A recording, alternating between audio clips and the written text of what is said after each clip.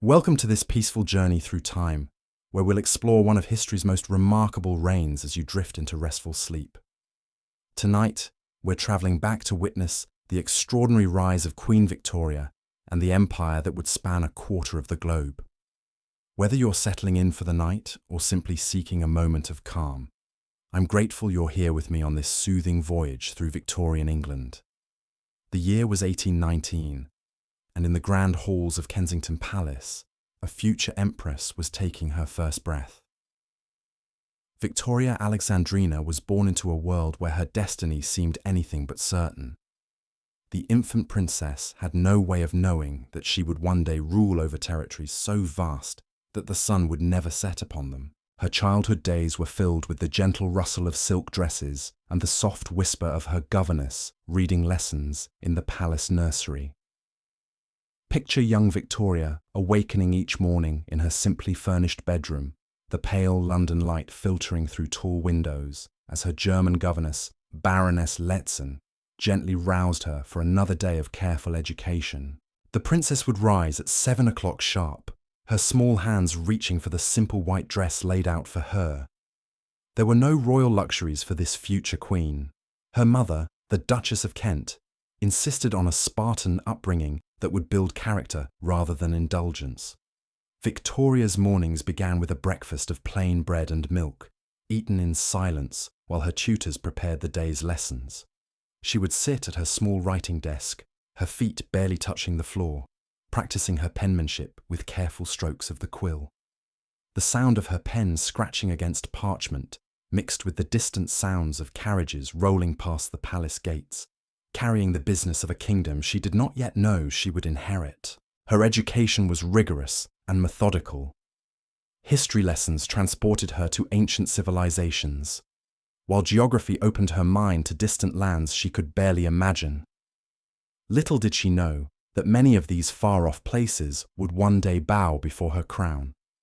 The young princess would trace her finger along the coastlines of India and Australia, never dreaming that British ships would carry her authority to these distant shores. The afternoon hours found Victoria in the palace gardens, walking with measured steps along carefully manicured paths. Her mother maintained strict control over every aspect of her life, implementing what would later be known as the Kensington system. This rigid protocol meant that Victoria was never alone, never allowed to walk downstairs without someone holding her hand, and never permitted to meet people without careful supervision. The lonely princess found solace in her dolls, creating elaborate stories and conversations with these silent companions who became her closest friends. As evening approached, Victoria would sit in the drawing room while her mother entertained visitors. The soft glow of candlelight danced across the walls as conversations flowed around topics of politics and society.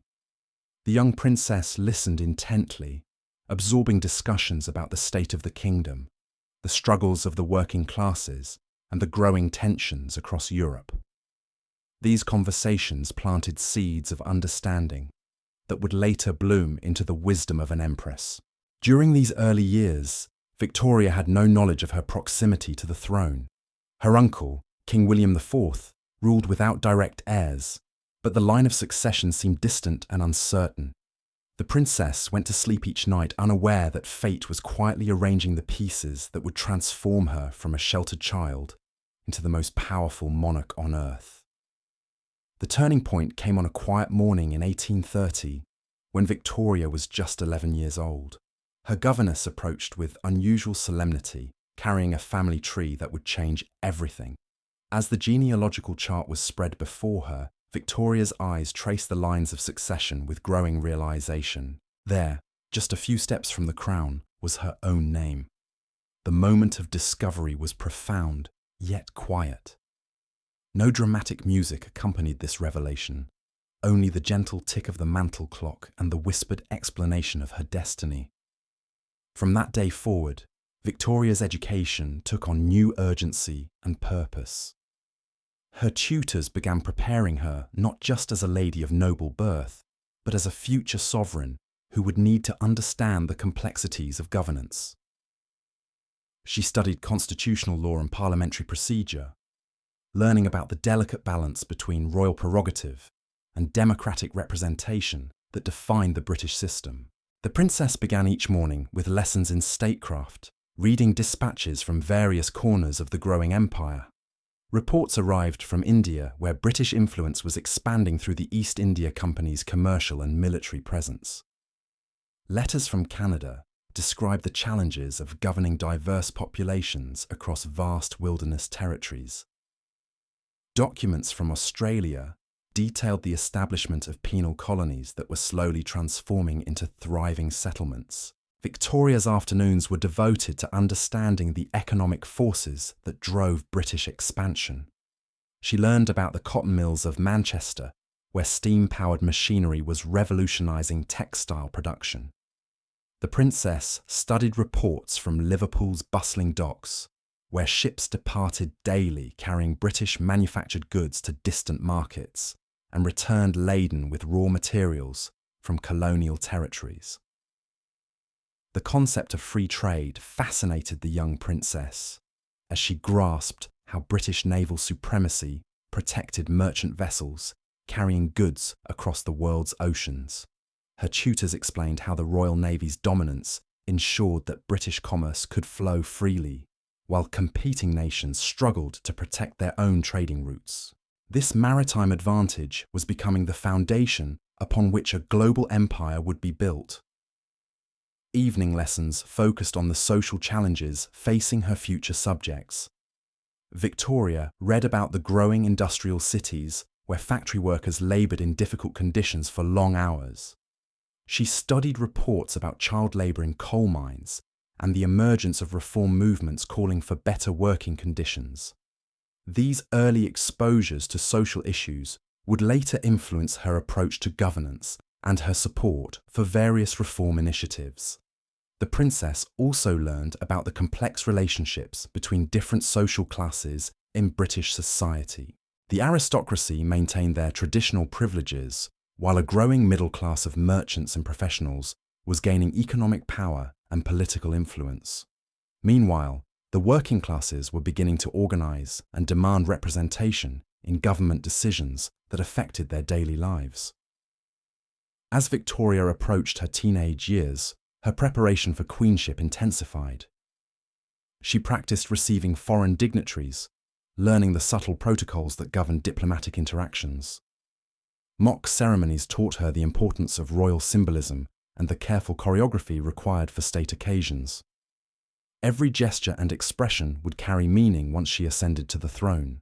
The princess began studying the personalities and politics of European royal families, understanding how marriages and alliances could strengthen or weaken Britain's international position.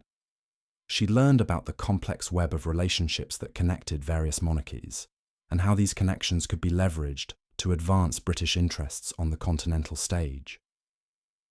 Her education also encompassed the growing influence of public opinion in shaping government policy. The expansion of literacy and the growth of newspapers meant that political decisions were increasingly scrutinised by an informed citizenry. Victoria learned to understand how royal actions could influence public sentiment, and how popular support could strengthen or undermine governmental authority. The mechanical innovations transforming British society captured Victoria's imagination as she learned about steam engines, railways, and telegraph systems that were shrinking distances and accelerating communication. These technologies were not merely curiosities, but tools that would enable more effective administration of a global empire. Messages that once took months to cross oceans could now be transmitted in weeks, while steam-powered ships could carry troops and supplies with unprecedented speed and reliability.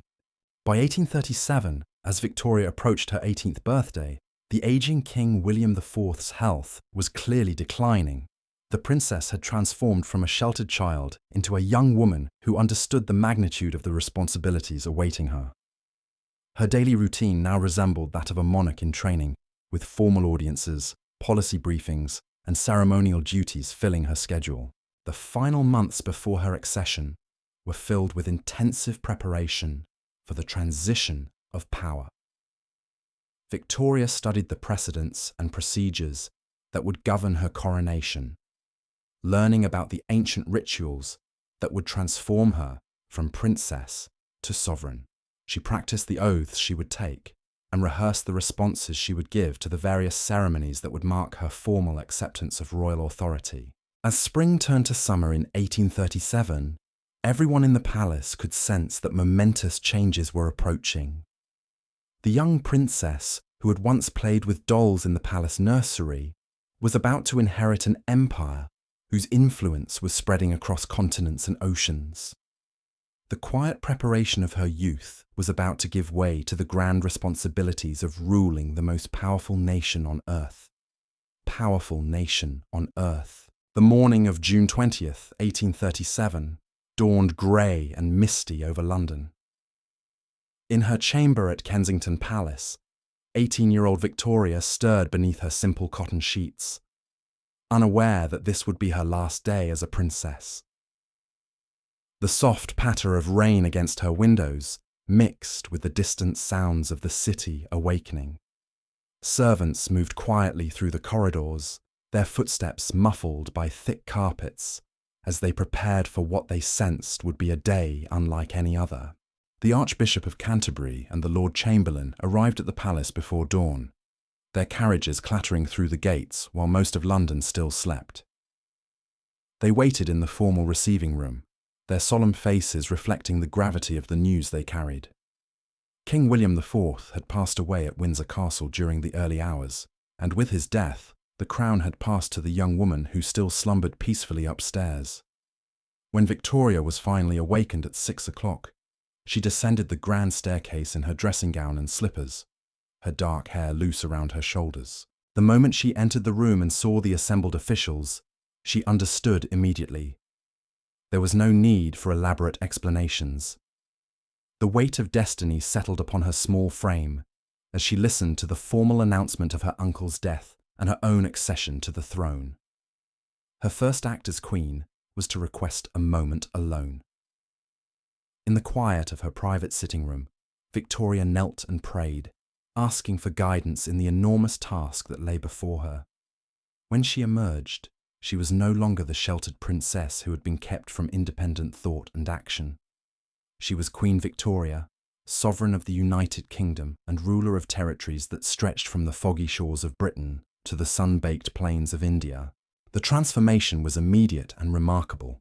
Victoria's first meeting with her Privy Council demonstrated a poise and authority that surprised even her most experienced advisors.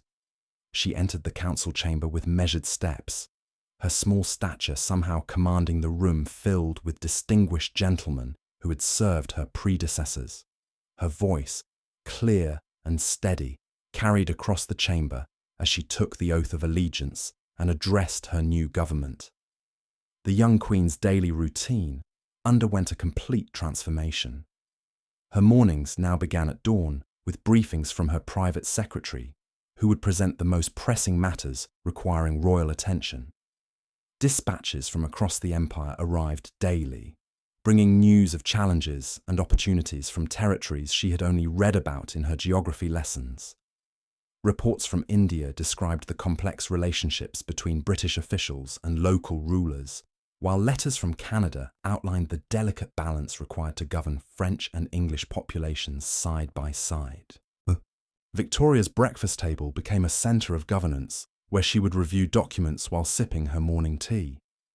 Colonial governors sent detailed accounts of their territories, describing everything from trade statistics to local uprisings that required careful diplomatic handling. The Queen absorbed this information with remarkable attention to detail, asking probing questions that demonstrated her growing understanding of imperial administration. Her afternoons were devoted to audiences with ministers and ambassadors, each meeting requiring her to shift between different aspects of her vast responsibilities. She might discuss naval deployments in the Mediterranean with the First Lord of the Admiralty, then immediately turn to questions of Indian policy with representatives from the East India Company. The seamless transitions between these complex topics revealed Victoria's natural aptitude for the multifaceted nature of imperial governance. The Queen's evening hours were spent in correspondence, her pen scratching across parchment as she wrote letters to colonial officials, European monarchs, and parliamentary leaders. She maintained detailed journals, recording her thoughts on the various challenges facing her empire and developing her own perspectives on the best approaches to governance. These private writings revealed a monarch who was not content to simply approve the decisions of others, but who sought to understand and influence the forces shaping her realm. Within months of her accession, Victoria began asserting her authority in ways that surprised the political establishment. She insisted on reading all important documents personally, rather than relying solely on ministerial summaries. Her questions during cabinet meetings demonstrated a grasp of policy details that exceeded what many had expected from someone so young and seemingly inexperienced. The Queen's approach to imperial expansion reflected both pragmatic calculation and genuine concern for her subjects' welfare. When reports arrived describing conflicts in Afghanistan, she demanded detailed explanations of British strategic interests, while also inquiring about the impact on local populations. Her correspondence with military commanders emphasized the importance of minimizing civilian casualties and respecting local customs wherever possible. Victoria's fascination with the technological innovations transforming her empire led to regular meetings with engineers and inventors. She studied plans for railway construction across India, understanding how these iron roads would bind distant territories more closely to British administration. The Queen grasped how steam-powered communication could transform imperial governance, allowing her government to respond to distant crises with unprecedented speed. Her interest in social reform grew stronger as she received reports about working conditions in British factories and mines. Victoria read testimonies from parliamentary commissions investigating child labour, and her private letters revealed genuine distress about the hardships faced by her industrial subjects. She began supporting reform initiatives that would improve working conditions while maintaining the economic growth that funded imperial expansion. The Queen's daily routine included regular consultations with military advisors who briefed her on the strategic challenges of defending such a vast empire. She studied maps showing British naval bases and troop deployments, understanding how the Royal Navy's dominance enabled Britain to project power across the world's oceans. Victoria grasped the delicate balance required to maintain security while avoiding the enormous costs that could bankrupt the Treasury. Her evenings often featured discussions with scholars and explorers who brought first-hand accounts of distant territories. Victoria listened intently to descriptions of African landscapes, Australian wilderness, and Indian cities, building a mental picture of the diverse populations and environments under her rule. These conversations informed her understanding of the cultural sensitivities required for effective imperial administration. The Queen's approach to diplomatic relations reflected her growing confidence in Britain's global position. She received foreign ambassadors with careful attention to protocol, understanding how these ceremonial interactions could influence international relationships. Victoria's correspondence with European monarchs combined personal warmth with subtle assertions of British interests, demonstrating her skill at blending friendship with statecraft. As 1838 progressed, Victoria's transformation from sheltered princess to confident monarch became increasingly evident to those around her. She had developed her own perspectives on imperial policy, often challenging ministerial recommendations with well-informed alternatives. The Queen's daily schedule expanded to accommodate the growing demands of governing an empire where the sun never set. Yet she maintained remarkable energy and attention to detail in all her duties. Her personal study became a command centre for imperial administration, filled with maps, reports, and correspondence from every corner of her dominions. Victoria would spend hours reviewing these materials, developing her understanding of how local conditions in distant territories affected broader imperial interests. She began formulating her own vision of how the British Empire should develop, combining expansion with responsible governance. The young Queen's evenings were increasingly devoted to planning for the future of her empire. She studied demographic reports showing population growth in various colonies, understanding how these trends would affect economic development and political stability. Victoria grasped the importance of education and infrastructure in building loyalty among colonial populations, supporting initiatives that would improve living conditions while strengthening imperial bonds. Her correspondence with colonial officials revealed a monarch who was deeply engaged with the practical challenges of imperial administration. Victoria asked detailed questions about tax collection, judicial systems, and military recruitment, demonstrating her commitment to understanding every aspect of governance. She insisted on regular reports that would keep her informed about conditions throughout her empire, refusing to remain distant from the realities facing her subjects. As her first year as queen drew to a close, Victoria had established herself as a hands-on monarch who intended to play an active role in shaping her empire's destiny. The quiet princess who had once traced coastlines on classroom maps was now directing the policies that would determine how British influence spread across those same territories. Her daily routine reflected the complexity of governing a global empire while maintaining the delicate balance between authority and responsibility that defined constitutional monarchy. The transformation was complete, yet it was only the beginning. Queen Victoria had proven her capability to assume the throne, but the true test of her reign lay ahead as the British Empire entered a period of unprecedented expansion and influence that would reshape the entire world. The coronation of Queen Victoria on June 28, 1838, marked not merely the crowning of a young monarch, but the symbolic birth of an empire that would come to dominate the globe. As dawn broke over Westminster Abbey that summer morning, the ancient stones seemed to whisper of the momentous transformation about to unfold. The 18-year-old queen had spent the night in restless preparation, her mind racing through the ceremonies that would formally invest her with powers beyond anything her predecessors had ever wielded. Victoria rose before the sun, her ladies-in-waiting moving silently around her chambers as they prepared the elaborate coronation robes. The St. Edward's crown waited in the Tower of London, its ancient gold and precious stones soon to rest upon the head of a sovereign whose dominion would stretch across continents. The young queen stood before her mirror, watching as layers of silk and ermine transformed her from a nervous young woman into the living embodiment of imperial majesty. The procession through London's streets revealed the genuine affection her subjects already felt for their new sovereign.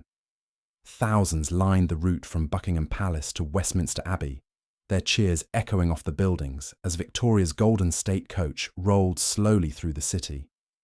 The Queen sat rigidly upright, her small hands folded carefully in her lap, acknowledging the crowds with subtle nods that conveyed both dignity and warmth. Inside Westminster Abbey, nearly 8,000 guests filled every available space, their silk gowns and military uniforms creating a tapestry of colour beneath the soaring Gothic arches.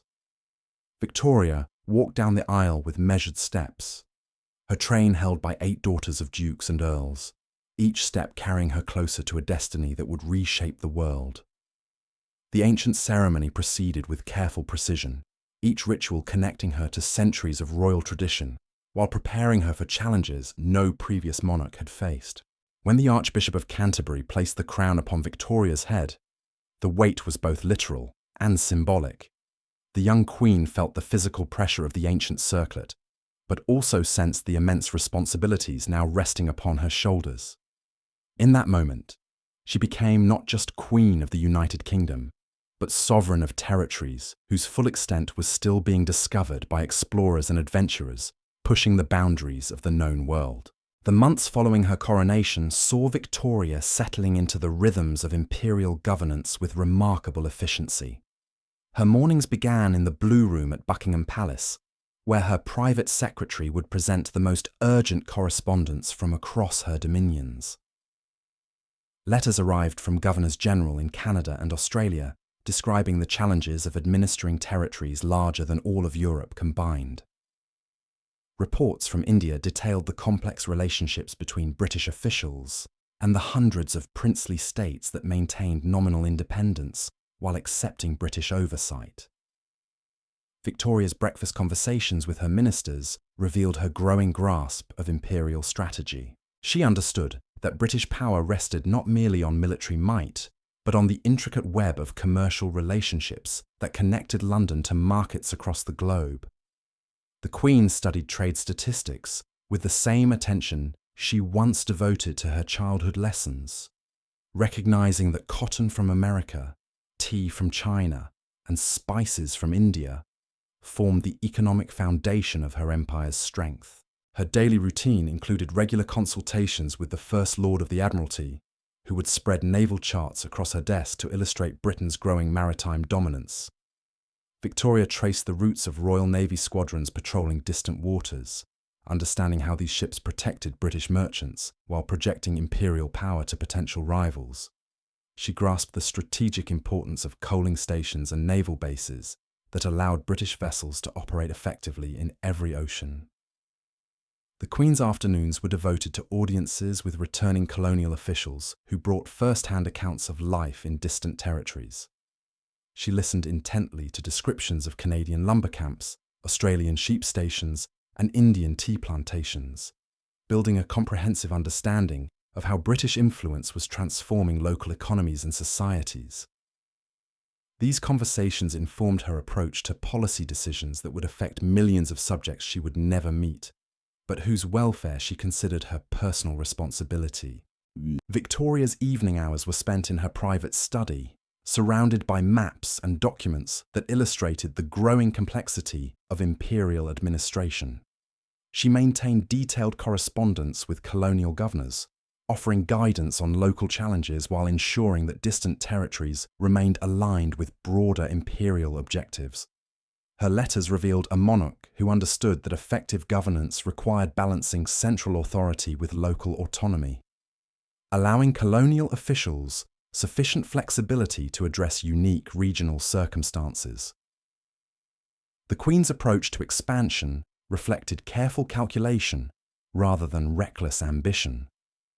When opportunities arose to extend British influence into new territories, Victoria insisted on thorough analysis of potential costs and benefits. She supported expansion that would enhance British security or economic interests, but opposed adventures that might drain imperial resources without providing substantial advantages. Her ministers learned to present colonial proposals with detailed justifications that addressed both strategic and financial considerations. Victoria's daily schedule increasingly reflected the global nature of her responsibilities. She might begin her morning reviewing reports from Hong Kong about tensions with Chinese authorities, then shift to discussions about railway construction in India, followed by consultations about territorial disputes in Africa. The seamless transitions between these diverse topics demonstrated her remarkable ability to master complex information while maintaining focus on overarching imperial objectives. Her personal interest in technological innovation led to regular meetings with engineers and inventors whose creations were transforming imperial communication and transportation. Victoria studied plans for telegraph cables that would connect London to distant territories in minutes rather than months, understanding how rapid communication would revolutionize colonial administration. She supported railway projects that would bind scattered territories together while opening new regions to British commercial penetration.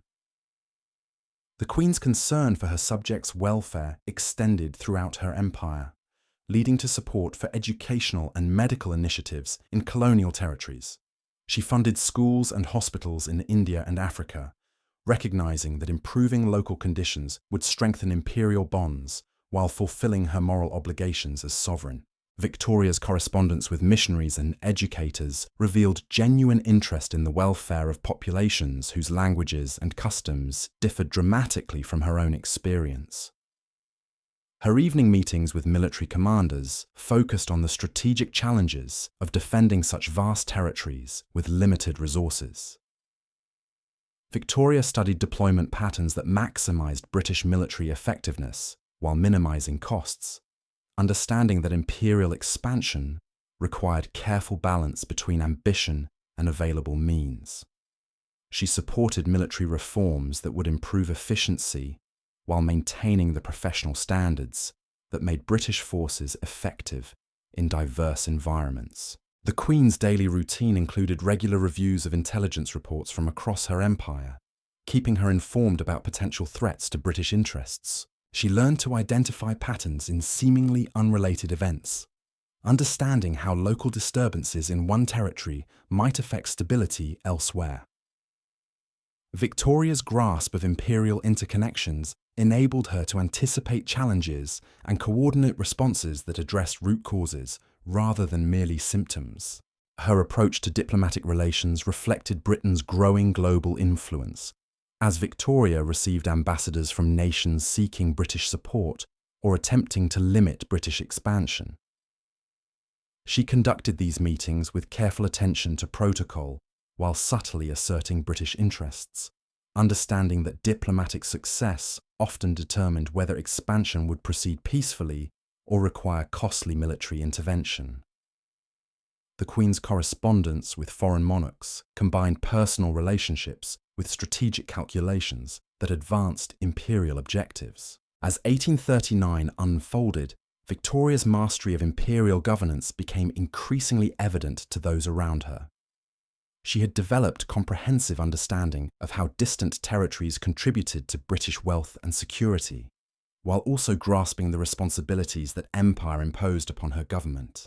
The Queen's daily decisions affected populations from the Arctic to the tropics, requiring her to balance competing interests while maintaining the delicate equilibrium that sustained British dominance. Her personal study had become the nerve centre of global empire, where information from every continent converged for royal consideration. Victoria spent her evenings analysing reports that revealed both opportunities and challenges facing British interests worldwide. She began formulating long-term strategies that would guide imperial development for decades to come, understanding that her decisions would determine whether the British Empire would continue expanding or begin the slow process of decline that had claimed previous empires throughout history. The transformation from sheltered princess to imperial sovereign was now complete, but Victoria understood that her greatest challenges lay ahead. The British Empire stood at the threshold of unprecedented expansion, with opportunities emerging in Africa, Asia, and the Pacific that would test every aspect of imperial capability. The young queen, who had once memorized geography lessons, was now directing the policies that would determine how those distant lands would be incorporated into the greatest empire the world had ever seen. The early months of 1840 brought whispers of romance to the corridors of Buckingham Palace, as courtiers noticed the young queen's particular interest in her German cousin, Prince Albert of Saxe-Coburg-Gotha. Victoria would spend her mornings reviewing correspondence with unusual attention whenever letters bearing the Coburg seal arrived among her official dispatches. Her ladies-in-waiting observed how she would set aside matters of state to read these personal messages, a soft smile crossing her face as she absorbed news from the principality where her future consort was completing his education. Prince Albert arrived in London on a crisp October morning, his carriage wheels echoing across the palace courtyard as Victoria watched from her window above. She had spent the early hours in careful preparation, her dressers arranging her hair with particular attention while selecting a gown of deep blue silk that complemented her dark eyes. The Queen understood that this meeting would determine not merely her personal happiness, but the future direction of the monarchy itself. A royal marriage was never simply a matter of affection, but a strategic alliance that could strengthen or weaken the empire's position in European politics. Their first private audience took place in the White Drawing Room, where afternoon sunlight filtered through tall windows to illuminate the young couple's conversation. Victoria found herself captivated by Albert's serious demeanour and his thoughtful observations about art, music, and literature. Here was a companion who could match her intellectual curiosity while bringing perspectives shaped by continental European experience. Their discussions ranged from philosophy to politics, each exchange revealing shared interests that transcended the formal requirements of royal courtship. Within days of Albert's arrival, Victoria had reached her decision. The Queen summoned him to her private study on October 15th, where she would break with centuries of tradition by proposing marriage herself. Constitutional law required that she, as sovereign, must be the one to make the offer rather than accept a proposal from her suitor. The moment was both intimate and historic, as Victoria spoke the words that would transform not only her personal life, but the very nature of royal partnership in governing an expanding empire. Their wedding on February 10th, 1841, at the Chapel Royal in St. James's Palace, established new traditions that would influence royal ceremonies for generations. Victoria chose to wear white silk satin rather than the traditional silver and gold, creating a fashion that would spread throughout her empire as brides everywhere adopted the royal example. Prince Albert stood beside her in the uniform of a British field marshal, symbolising his new role as consort to the sovereign of territories spanning every continent. The marriage immediately transformed the daily rhythms of palace life, as Albert brought Germanic efficiency and methodical organisation to the somewhat chaotic atmosphere that had characterised Victoria's early reign. The prince consort established regular schedules for meals, audiences, and correspondence that maximised the Queen's effectiveness while ensuring adequate time for the personal relationship that anchored their partnership.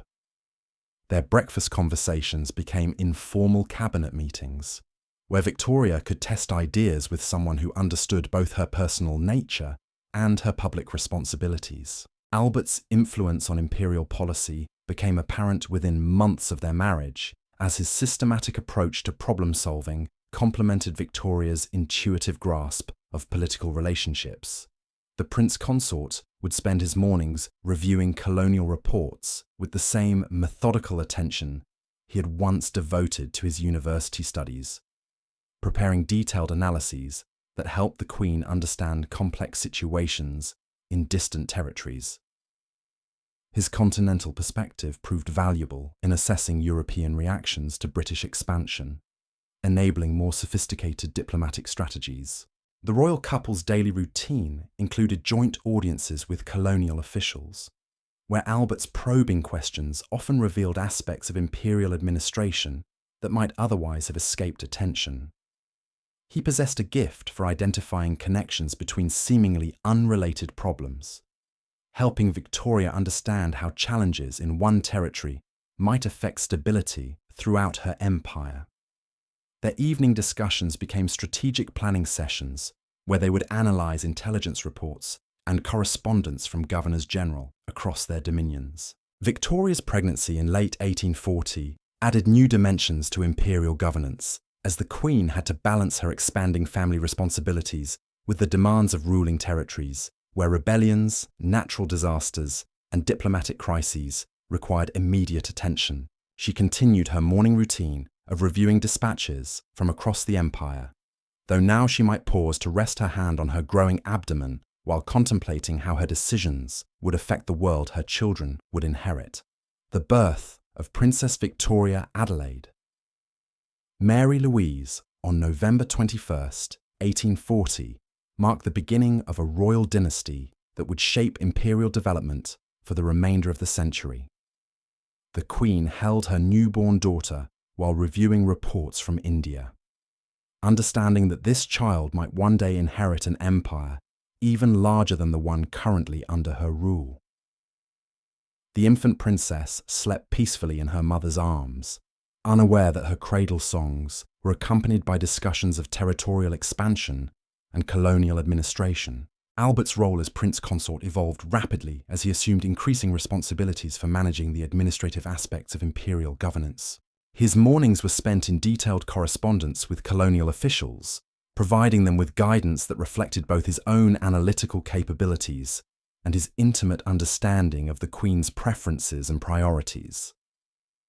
The prince consort became an extension of royal authority, enabling Victoria to maintain personal oversight of imperial affairs, while also attending to her growing family responsibilities.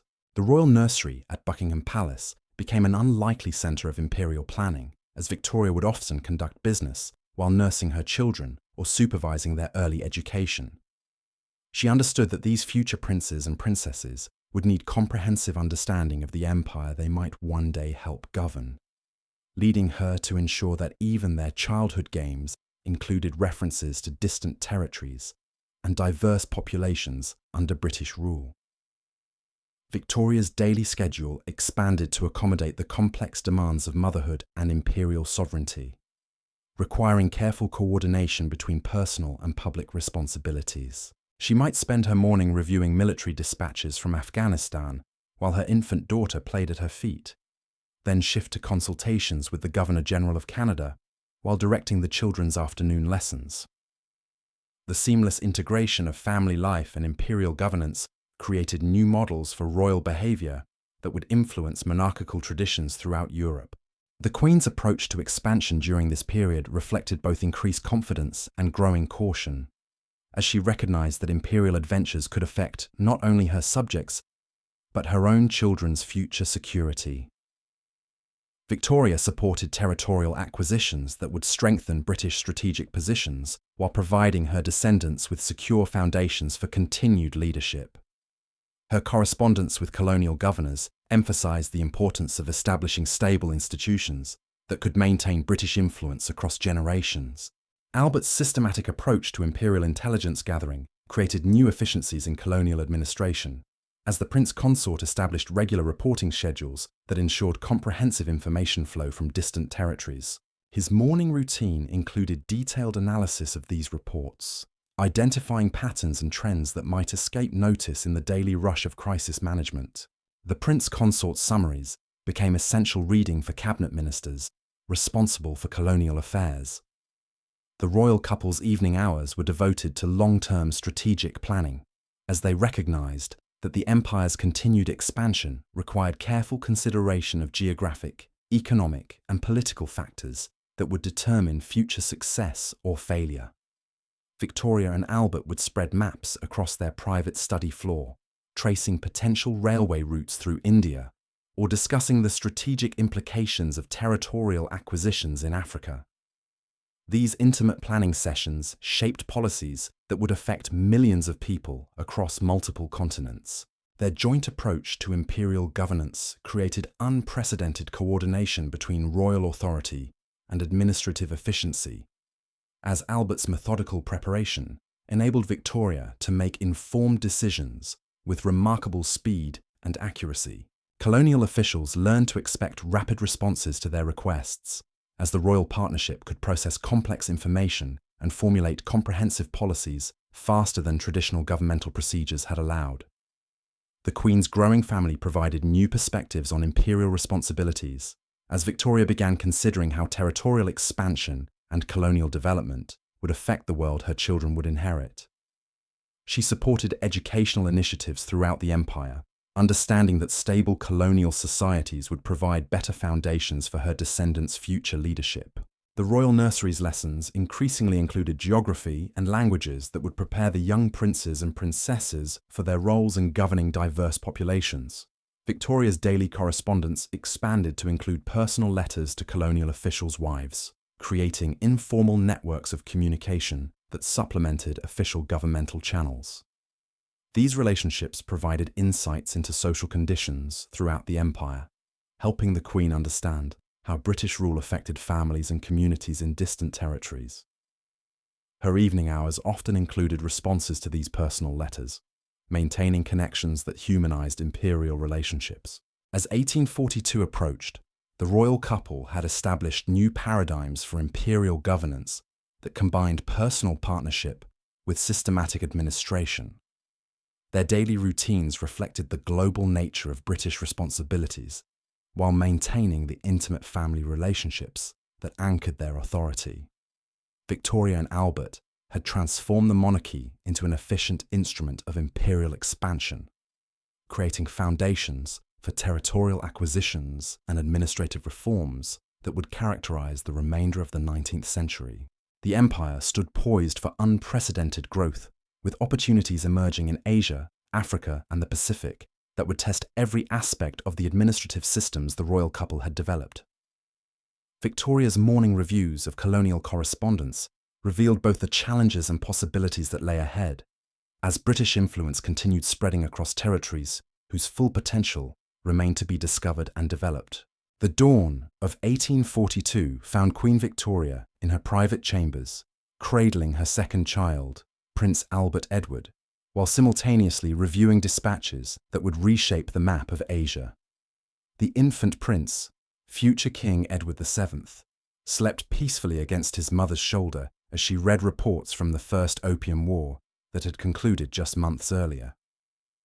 The Treaty of Nanking lay spread across her writing desk, its terms opening Chinese ports to British commerce and ceding Hong Kong to the Crown in perpetuity. Victoria's morning routine now included feeding her children while absorbing intelligence from the Far East, where British merchants were establishing trading posts along the Chinese coast. She would gently rock Prince Albert Edward while studying maps that showed the new territories acquired through diplomatic negotiation and military pressure. The Queen understood that these distant acquisitions represented more than commercial opportunities. They were stepping stones for British influence across the Pacific Ocean. Her breakfast conversations with Prince Albert increasingly focused on the strategic implications of territorial expansion in multiple directions simultaneously. While one hand held her teacup, the other would trace shipping routes on charts, showing how goods from India could now flow through Hong Kong to reach markets throughout Asia. The Prince Consort would present carefully analysed reports about population centres, natural resources, and local political structures in newly acquired territories. The royal couple's daily walks through the palace gardens became mobile strategy sessions as they discussed the challenges of administering territories whose cultures and languages differed dramatically from anything in their previous experience. Victoria would pause beside rose bushes to consider how British legal systems might be adapted to local customs, while Albert calculated the costs of establishing governmental infrastructure in regions that lacked European-style administrative traditions. Their afternoon audiences with returning colonial officials brought vivid descriptions of life in territories that existed only as names on maps to most British citizens. Victoria listened intently as merchants described the bustling streets of Bombay, where British and Indian traders negotiated deals that enriched both communities. Military officers provided detailed accounts of frontier regions where British authority was still being established through careful diplomacy, backed by the implicit threat of superior firepower. The Queen's evening correspondence expanded to include letters from governors and administrators throughout Asia, each message requiring careful consideration of how local decisions might affect broader imperial interests. She would sit in her private study with Prince Albert Edward sleeping in a cradle beside her desk, reviewing reports that described everything from tax collection procedures to educational initiatives designed to create loyalty among diverse populations. Victoria's approach to expansion during this period reflected growing sophistication about the complexities of governing culturally diverse territories across vast distances. Her morning briefings included detailed discussions about religious sensitivities, traditional authority structures, and economic systems that required careful integration with British administrative practices. The Queen insisted on regular reports about local reactions to British rule, understanding that sustainable expansion required acceptance rather than mere submission.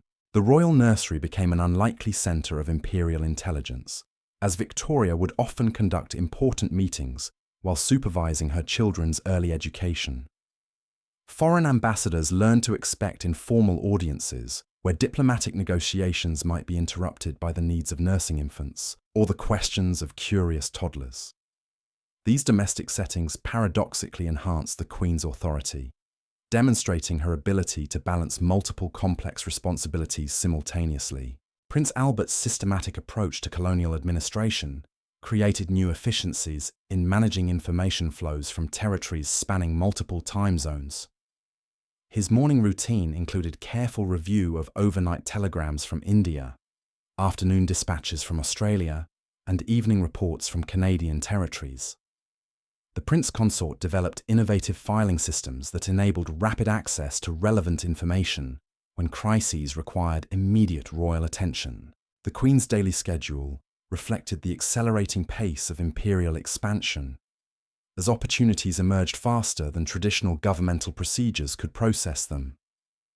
Victoria learned to make crucial decisions about territorial acquisitions and administrative appointments while managing the practical demands of raising young children who would eventually inherit the consequences of her choices. Her ability to shift seamlessly between maternal duties and imperial strategy impressed even experienced ministers who struggled to match her mental agility. Their joint approach to expansion emphasized careful preparation and systematic implementation rather than impulsive territorial acquisition. Victoria and Albert would spend their evenings analyzing detailed reports about potential new territories, considering not only immediate strategic benefits, but also long-term implications for imperial stability and development. They understood that hasty expansion could create administrative burdens that might ultimately weaken rather than strengthen British power. The royal couple's breakfast discussions increasingly focused on the technological innovations that were transforming imperial communication and transportation. Steam-powered ships could now carry messages and supplies between London and distant territories in weeks rather than months, while telegraph lines were beginning to connect major colonial centres to enable rapid coordination of policy decisions. Victoria grasped how these innovations would revolutionise imperial governance by enabling more direct oversight of distant administrators. Her morning routine included careful study of engineering reports describing railway construction projects that would bind scattered territories together while opening new regions to British commercial penetration. The Queen traced proposed rail routes across maps of India, understanding how these iron roads would transform both military strategy and economic development throughout the subcontinent. She supported infrastructure investments that would strengthen imperial bonds while generating revenue to fund further expansion. Victoria's afternoon audiences with merchants and explorers brought first-hand accounts of territories that remained largely unknown to European geographers. She listened to descriptions of African kingdoms, South American republics, and Pacific islands, where British influence was beginning to penetrate through commercial relationships and diplomatic initiatives. These conversations informed her understanding of how expansion might proceed in regions that lacked established governmental structures. The Queen's evening correspondence included personal letters to colonial officials' families, creating informal networks of communication that supplemented official governmental channels. These relationships provided insights into social conditions throughout the empire, helping Victoria understand how British rule affected daily life in distant communities. Her responses demonstrated genuine concern for the welfare of subjects she would never meet, but whose loyalty she considered essential for imperial stability. Prince Albert's role as royal consort evolved to include direct oversight of colonial intelligence operations, as his analytical skills proved valuable for identifying patterns in seemingly unrelated events across different territories. The prince consort would spend his mornings correlating reports from various sources, looking for connections that might indicate emerging threats or opportunities requiring royal attention. His summaries became essential reading for ministers responsible for imperial policy. The royal couple's daily routine included joint review of military deployment patterns, as they recognized that effective defense of such vast territories required strategic positioning of limited forces to maximum advantage. Victoria would study troop disposition charts while nursing her children, understanding that military decisions made in London could determine the success or failure of British authority in regions thousands of miles away. Their approach to diplomatic relations reflected Britain's growing global influence, as Victoria received ambassadors from nations seeking British support or attempting to limit British expansion. She conducted these meetings with careful attention to protocol while subtly asserting British interests, understanding that diplomatic success often determined whether expansion would proceed peacefully or require costly military intervention. The Queen's correspondence with foreign monarchs combined personal relationships with strategic calculations that advanced imperial objectives. As 1843 unfolded, Victoria's mastery of imperial governance enabled her to manage expanding responsibilities while maintaining the personal relationships that anchored royal authority. Her daily decisions affected populations from the Arctic to the equator, requiring careful balance between competing interests while preserving the delicate equilibrium that sustained British dominance. The Queen had transformed from a young mother learning to govern into a confident sovereign, directing the expansion of history's largest empire. Her private study had evolved into a command centre where information from every continent converged for royal analysis, while the royal nursery provided constant reminder that imperial decisions would determine the world her children would inherit. Victoria spent her evenings formulating policies that would guide British expansion for decades to come, understanding that her choices would establish precedents affecting generations of subjects throughout her growing empire. The morning routine that began with feeding her infants had expanded to include briefings about territorial acquisitions, trade negotiations, and military campaigns that were extending British influence into regions that had never experienced European authority. Victoria's ability to process complex information while managing family responsibilities demonstrated the remarkable adaptability that would characterize her long reign as sovereign of the greatest empire in human history. The young queen who had once studied geography lessons was now directing the policies that would determine how those distant lands would be governed, developed, and integrated into a global system of British authority that was reshaping civilization itself across multiple continents and countless diverse populations. The gentle chimes of the palace clock tower marked the passing hours as Victoria's empire continued its relentless expansion across the globe. Each morning brought fresh dispatches from territories that seemed to multiply with each passing season, their names becoming familiar through constant repetition in royal correspondence. The Queen would rise at dawn to find her breakfast table laden not just with porridge and tea, but with reports from governors who administered populations larger than most European nations. In the spring of 1843, Victoria's morning ritual included nursing her youngest child while reviewing telegrams from Calcutta, where British administrators were implementing new taxation systems across the Bengal Presidency. The infant prince would gurgle contentedly against her shoulder as she absorbed details about railway construction projects that would connect the great cities of India through ribbons of steel and steam. These iron pathways represented more than mere transportation. They were the arteries through which British authority would pump life into the furthest reaches of the subcontinent. Her private secretary would enter the Blue Room precisely at 8 o'clock, his arms laden with leather portfolios containing the overnight correspondence from across the empire. Victoria would listen intently as he summarized the most pressing matters, from border disputes in Burma to trade negotiations in Singapore. The Queen had developed a remarkable ability to shift her attention seamlessly between maternal duties and imperial strategy, often signing territorial annexation orders while simultaneously directing her children's morning lessons. The royal breakfast had evolved into an informal cabinet meeting where Prince Albert would present his careful analysis of colonial reports while Victoria fed her growing family. Their conversations ranged across continents as they discussed the challenges of governing territories whose combined population now exceeded that of Europe itself. The Prince Consort's methodical approach complemented the Queen's intuitive understanding of political relationships, creating a partnership that could process vast amounts of information with unprecedented efficiency. Victoria's mid-morning routine included audiences with returning colonial officials who brought first-hand accounts of life in territories that existed as mere dots on the maps covering her study walls.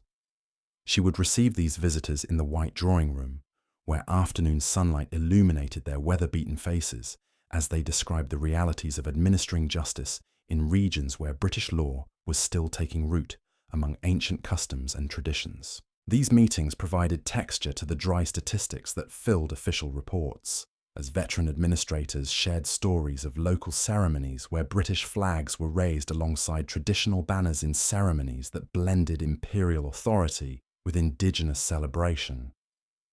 Victoria absorbed these accounts with genuine fascination, understanding that successful expansion required adaptation rather than mere imposition of British practices upon unwilling populations. Her correspondence during this period revealed growing sophistication in her approach to imperial governance, as letters to colonial governors emphasized the importance of respecting local sensitivities while maintaining the essential elements of British authority. The Queen insisted on regular reports about educational initiatives designed to create literate populations who could participate effectively in the expanding commercial networks that connected distant territories to London markets. The afternoon hours found Victoria in her private study, surrounded by maps that illustrated the growing complexity of imperial administration. She would trace shipping routes with her finger while her children played quietly on the Persian carpets, their innocent games often incorporating the exotic names of territories their mother governed. The royal nursery had become inadvertently educational, as toy soldiers represented garrisons stationed from Gibraltar to Hong Kong, while picture books depicted landscapes from Canadian forests to Australian plains. Prince Albert's influence on colonial policy became increasingly evident as his systematic approach to problem-solving transformed the chaotic information flows that had characterized earlier imperial administration. The Prince Consort established regular reporting schedules that ensured comprehensive coverage of developments throughout the empire. While his analytical summaries enabled Victoria to identify patterns that might otherwise escape notice in the daily rush of crisis management, their evening discussions had evolved into strategic planning sessions where they would analyze intelligence reports while the children slept peacefully in the nursery above. Victoria and Albert would spread charts across the study floor, examining potential trade routes through regions that remained largely unmapped by European explorers. These intimate conversations shaped policies that would affect millions of people across multiple continents, as the royal couple balanced immediate practical concerns with long-term strategic objectives. The Queen's daily routine reflected the accelerating pace of territorial acquisition, as opportunities emerged faster than traditional governmental procedures could accommodate them. Steam-powered communication was beginning to compress the vast distances that separated London from distant territories, enabling more direct oversight of colonial administrators, while creating expectations for rapid responses to local challenges and opportunities. Victoria's morning briefings increasingly included reports from territories whose names had been unknown to European geographers just years earlier. The systematic exploration of Africa was revealing kingdoms and resources that offered new possibilities for British expansion, while diplomatic initiatives in the Pacific were establishing relationships with island communities that could provide strategic bases for naval operations across the world's largest ocean. Her approach to expansion during this period emphasized careful preparation and gradual implementation rather than dramatic territorial seizures that might provoke international opposition. Victoria supported initiatives that would establish British influence through commercial relationships and diplomatic agreements, understanding that sustainable expansion required local acceptance rather than mere military occupation. The royal couple's joint oversight of imperial intelligence operations created unprecedented coordination between different aspects of colonial administration, as Albert's methodical analysis enabled Victoria to understand connections between seemingly unrelated developments in distant territories. Their breakfast conversations might begin with reports from Canadian lumber camps and shift seamlessly to discussions of tea plantation management in Ceylon, as they grasped how economic relationships in one region affected stability throughout their growing empire. Victoria's correspondence expanded to include personal letters to colonial officials' wives, creating informal networks of communication that provided insights into social conditions beyond the scope of official governmental reports. These relationships humanized imperial administration by connecting the Queen directly with families who were implementing British authority in communities that maintained their own cultural traditions and social structures. The Queen's afternoon audiences with merchants and explorers brought vivid descriptions of territories that remained frontier regions where British influence was still being established through patient negotiation with local leaders. She listened intently to accounts of diplomatic ceremonies where traditional rulers accepted British protection in exchange for commercial privileges, understanding that these agreements created foundations for gradual expansion of imperial authority. Her evening hours were devoted to correspondence with military commanders who provided detailed assessments of the strategic challenges involved in defending such vast territories with limited resources. Victoria studied deployment patterns that maximize British military effectiveness while minimizing costs, recognizing that imperial expansion required careful balance between ambition and available means. The royal nursery provided constant reminder that imperial decisions would determine the world her children would inherit, leading Victoria to support educational and infrastructure initiatives that would create stable foundations for continued British leadership. Her letters to colonial governors emphasized the importance of establishing institutions that could maintain imperial unity across generations, while also accommodating the legitimate aspirations of diverse populations seeking opportunities for advancement within British systems. Prince Albert's systematic approach to colonial administration enabled more effective coordination between different governmental departments responsible for imperial affairs, as his analytical capabilities helped identify potential conflicts between competing policies before they could create serious problems. The Prince Consort's morning routine included detailed review of interdepartmental correspondence, ensuring that decisions made in one ministry would not inadvertently undermine initiatives being pursued by another. Victoria's daily schedule had expanded to accommodate the complex demands of governing territories where local conditions varied dramatically, from Arctic wilderness to tropical plantations.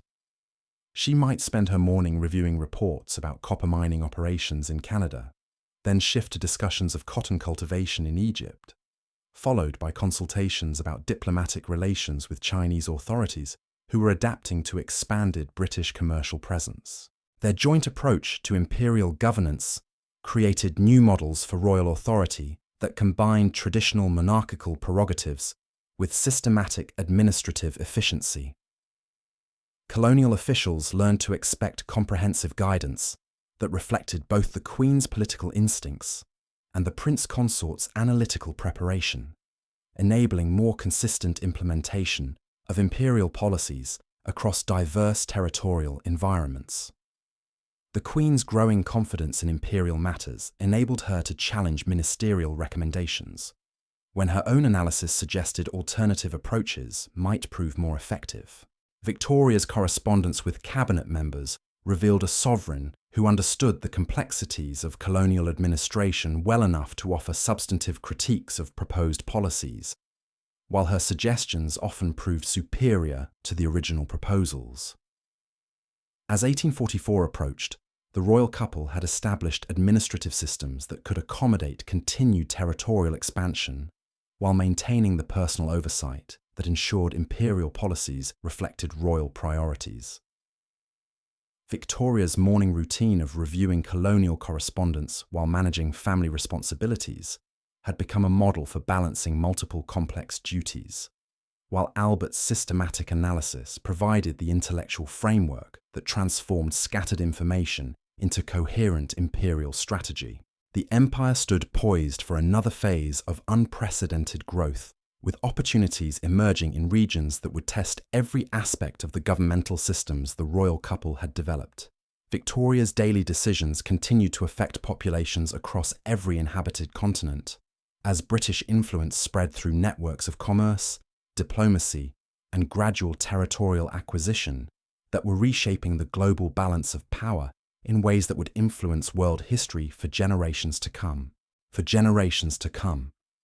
The morning mist clung to the Thames as Victoria entered the most transformative period of her reign, when the very concept of empire would evolve from scattered territories into a unified global system.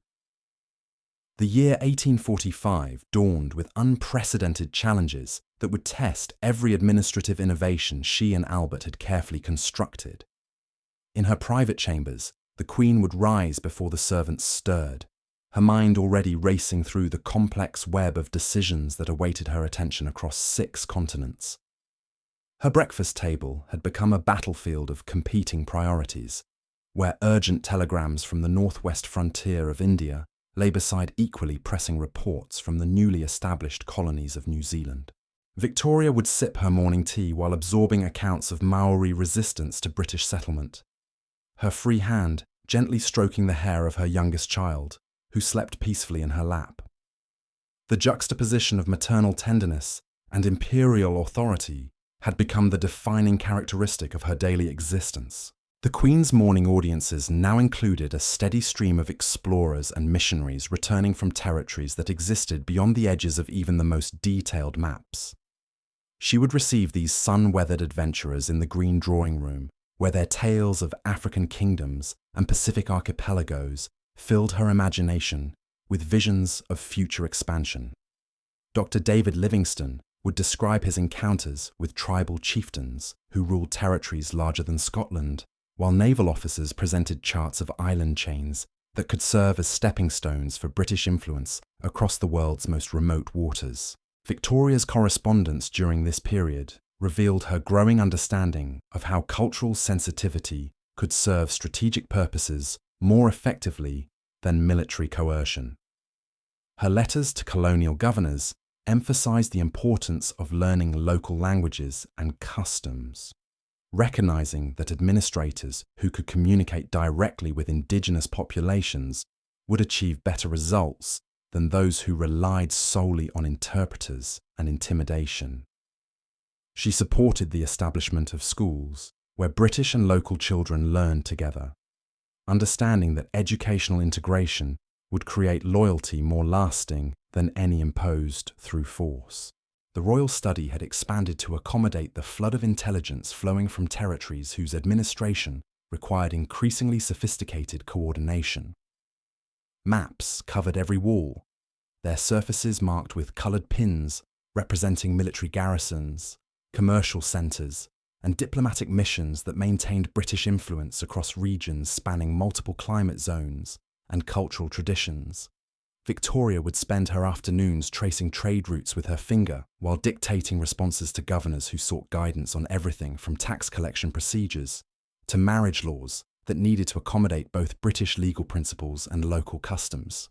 Prince Albert's methodical approach to imperial administration had created new efficiencies that enabled more effective governance of territories whose combined area now exceeded that of Europe and Asia combined. His morning routine included detailed analysis of economic reports, showing how raw materials from colonial territories were being transformed in British factories into manufactured goods that were then exported back to colonial markets, creating cycles of dependency that strengthened imperial bonds while generating enormous profits for British merchants and investors. The Queen's afternoon walks through the palace gardens had become mobile strategy sessions, where she and Albert would discuss the delicate balance required to maintain imperial unity while accommodating the legitimate aspirations of diverse populations seeking greater self-governance. They understood that successful, long-term administration required gradual transfer of certain responsibilities to local officials who possessed intimate knowledge of regional conditions and could implement policies with greater sensitivity than administrators appointed directly from London. Victoria's evening hours were increasingly devoted to correspondence with the wives and daughters of colonial officials, creating informal networks of communication that provided insights into social conditions throughout the empire. These letters revealed how British families were adapting to life in tropical climates and frontier settlements, while also describing how their presence was affecting local communities. The Queen learned about everything from medical challenges in equatorial territories to educational innovations in temperate colonies where British and indigenous children were learning to read from the same textbooks. Her daily routine included regular consultations with military engineers who were planning infrastructure projects that would bind distant territories together through networks of roads, railways, and telegraph lines. Victoria studied detailed proposals for railway construction across the Indian subcontinent, understanding how these transportation arteries would enable rapid deployment of troops during emergencies, while also facilitating commercial development that would benefit both British investors and local populations. She grasped the strategic importance of infrastructure investments that served multiple purposes simultaneously. The Queen's breakfast conversations with returning colonial officials brought vivid descriptions of ceremonial events where traditional rulers formally accepted British protection while maintaining their authority over local affairs. She listened intently to accounts of elaborate ceremonies where ancient crowns were placed alongside British flags in rituals that acknowledged both imperial authority and indigenous sovereignty. These diplomatic innovations created models for expansion that minimized resistance while establishing clear frameworks for British oversight of regional governance. Victoria's correspondence with military commanders revealed her growing sophistication in understanding how limited British forces could maintain control over territories whose populations vastly outnumbered the available troops. Her letters emphasized the importance of recruiting local auxiliaries who could serve alongside British regulars, creating mixed units that combined European military discipline with indigenous knowledge of local terrain and tactics. She supported initiatives that would train colonial officers to command these integrated forces effectively. The Royal Nursery continued to serve as an unlikely centre of imperial education, as Victoria's children absorbed geographical knowledge through games that incorporated the exotic locations their mother governed. Young Prince Albert Edward would build elaborate fortifications with wooden blocks, while his mother reviewed reports from Gibraltar, unconsciously learning about strategic positioning through play. Princess Victoria would dress her dolls in costumes representing different colonial populations, inadvertently gaining appreciation for the cultural diversity that characterized the expanding empire. Prince Albert's systematic approach to intelligence gathering had created comprehensive understanding of how local conditions in different territories affected broader imperial interests. His morning routine included careful analysis of weather reports, crop yields, and population movements that could indicate emerging challenges or opportunities requiring royal attention.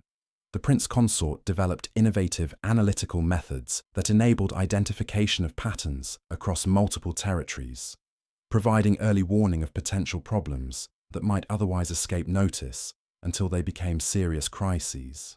Victoria's daily schedule reflected the accelerating pace of technological innovation that was transforming imperial communication and transportation.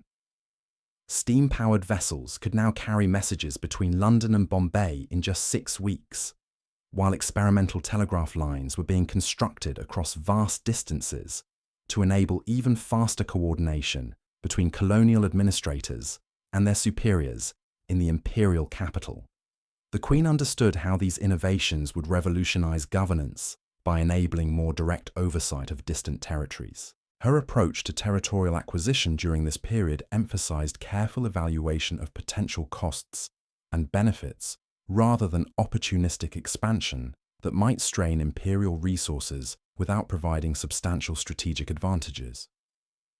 Victoria insisted on detailed analysis of proposed acquisitions, considering not only immediate military and commercial benefits, but also long-term implications for imperial stability and administrative efficiency.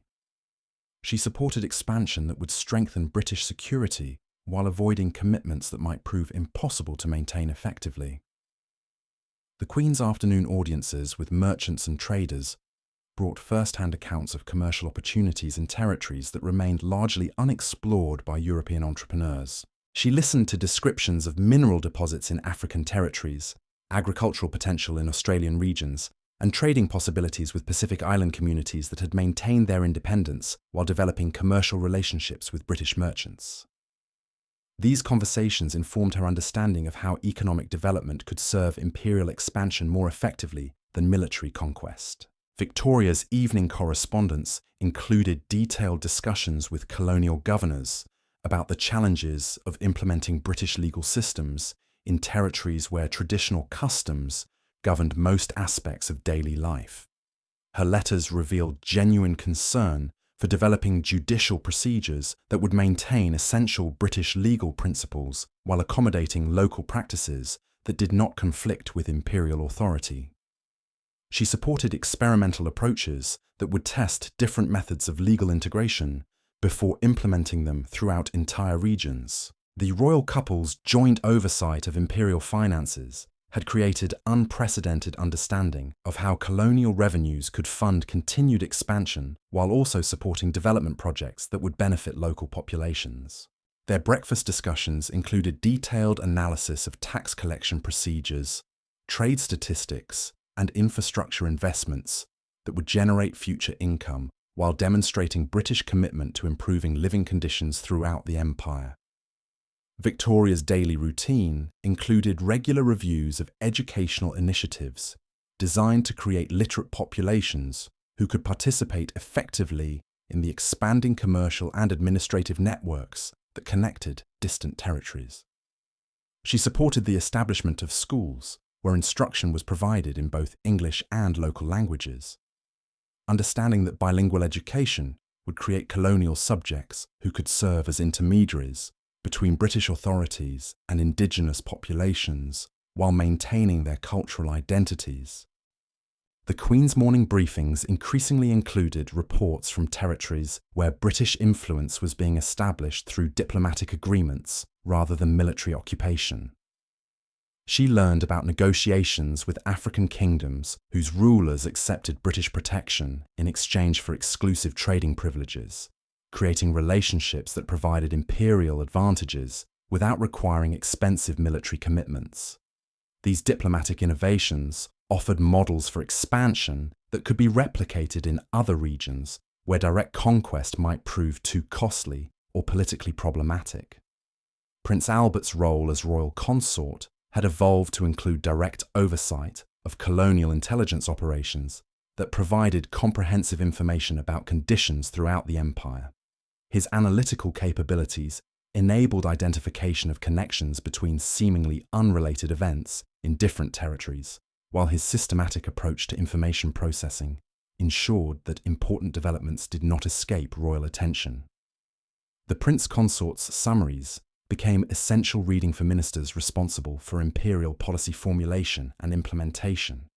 Victoria's afternoon walks through the palace grounds provided opportunities for informal discussions with visiting colonial officials who could describe local conditions with greater candor than formal written reports typically allowed. These conversations revealed both successes and failures in imperial administration, helping the Queen understand which policies were achieving their intended objectives and which required modification or abandonment. Her ability to process critical feedback without defensiveness enabled continuous improvement in imperial governance.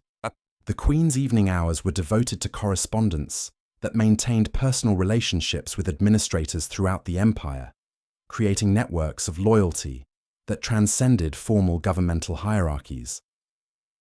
Her letters to colonial officials combined official guidance with personal interest in their families and circumstances, demonstrating royal concern that strengthened imperial bonds while providing additional channels for information about local conditions and challenges. As 1846 approached, Victoria had established administrative systems that could accommodate continued territorial expansion while maintaining the quality of governance that preserved imperial unity across vast distances and diverse populations. Her daily routine of processing information from multiple continents while managing complex family responsibilities had created new models for royal authority that would influence monarchical traditions throughout the civilized world. The empire stood ready for another phase of unprecedented growth, with opportunities emerging that would test every aspect of the governmental innovations the royal couple had developed during their remarkable partnership in imperial leadership.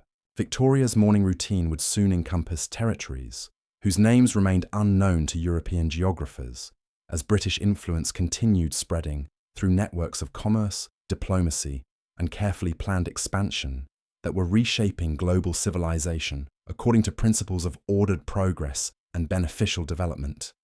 The dawn light filtered through the tall windows of Windsor Castle as Victoria entered what historians would later recognize as the most decisive decade of imperial expansion in human history. The year 1847 brought with it a cascade of events that would transform scattered colonial possessions into the most powerful empire the world had ever witnessed. In her private apartments, the Queen would awaken each morning to find her writing desk laden with dispatches that chronicled the systematic extension of British authority into regions whose very existence had been mere speculation just a generation earlier.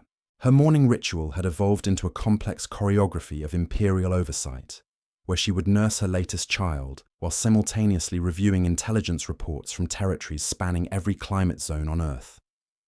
The soft cooing of Prince Arthur, born just months earlier, provided a gentle counterpoint to discussions of frontier warfare in Afghanistan and commercial negotiations in the treaty ports of China. Victoria had learned to shift seamlessly between the intimate demands of motherhood and the vast responsibilities of governing populations that now numbered in the hundreds of millions. The Queen's breakfast conversations with Prince Albert had become the unofficial nerve centre of imperial decision-making, where policies affecting entire continents were formulated between sips of Earl Grey tea and bites of buttered toast. Their dining room table served as an impromptu map room, where charts of unexplored African territories lay beside reports from Australian gold prospectors, whose discoveries were attracting thousands of fortune seekers from across the British Isles. The couple had developed an almost telepathic understanding of each other's thoughts, enabling them to process enormous amounts of complex information with remarkable efficiency. Victoria's mid-morning audiences now included a steady procession of adventurers and entrepreneurs whose ambitions perfectly aligned with imperial objectives. She would receive these visitors in the Crimson Drawing Room, where their weathered faces and exotic tales transported her imagination to landscapes she would never see, but whose destinies she would ultimately control. Captain James Ross would describe the Antarctic territories he had claimed for the crown, while merchants fresh from Singapore painted vivid pictures of trading opportunities that could generate revenues exceeding those of entire European nations. The royal correspondence during this period revealed Victoria's growing mastery of the subtle diplomacy required to maintain relationships with indigenous rulers, whose cooperation was essential for peaceful expansion.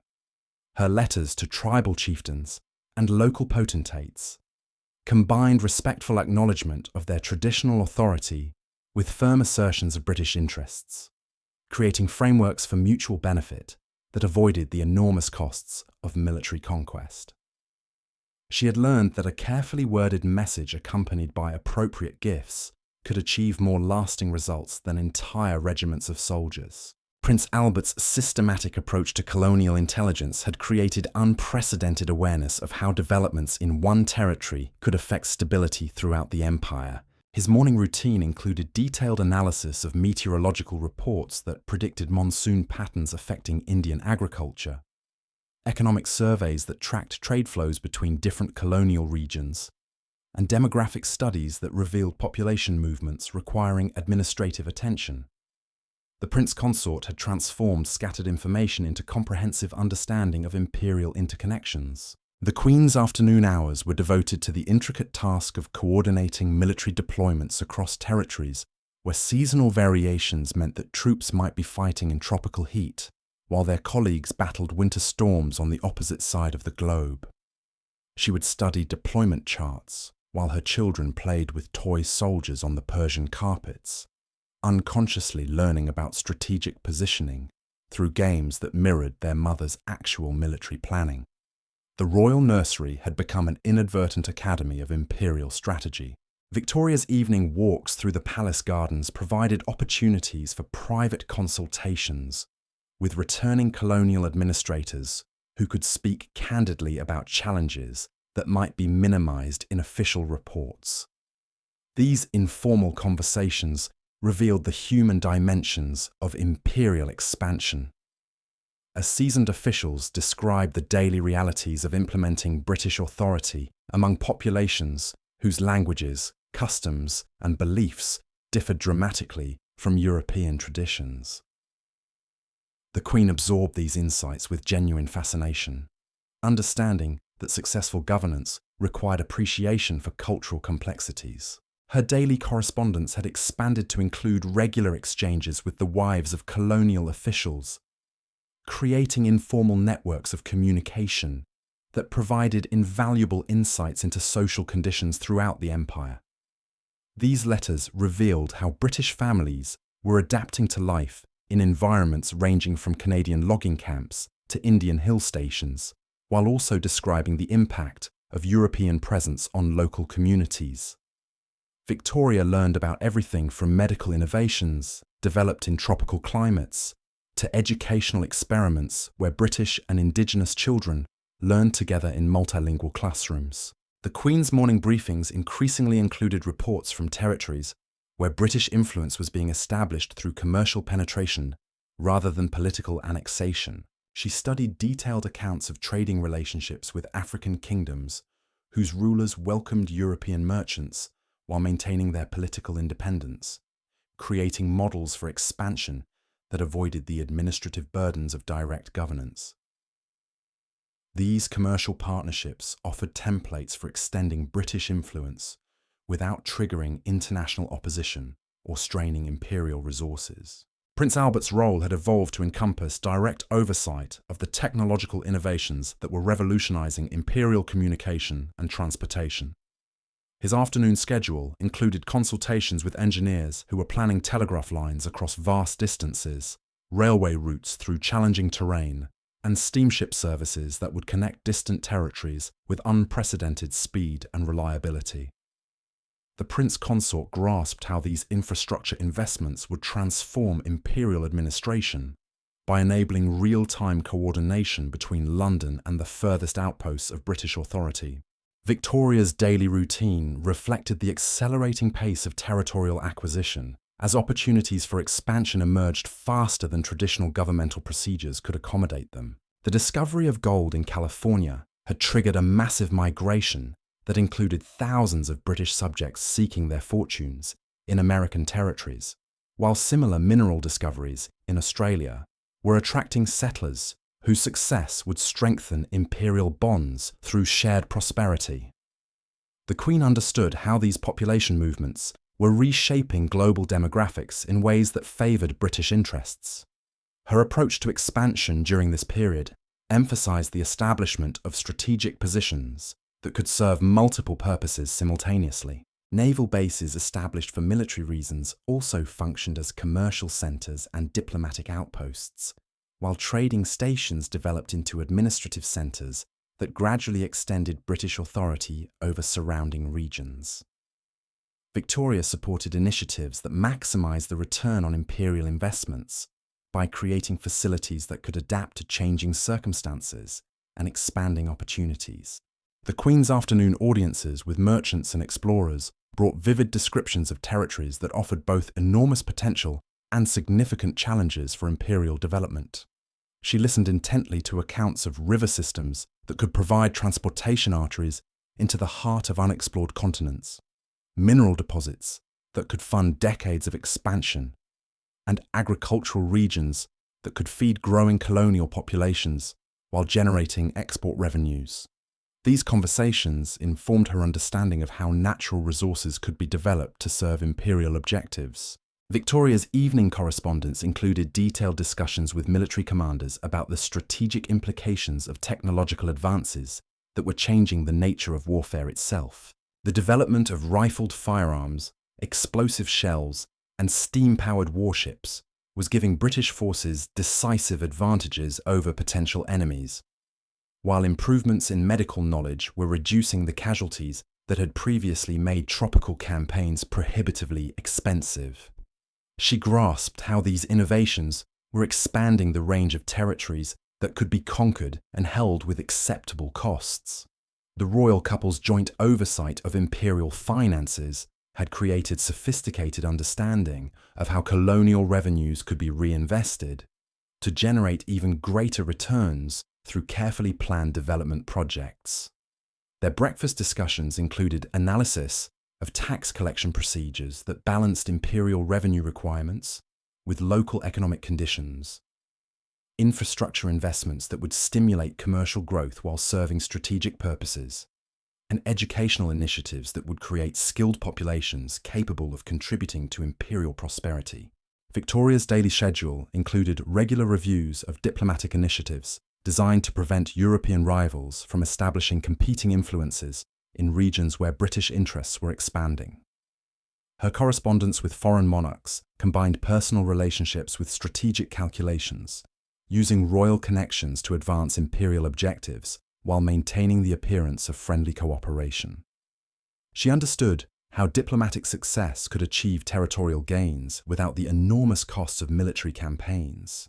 The Queen's morning routine now encompassed territories whose administration required unprecedented coordination between different governmental departments and colonial authorities.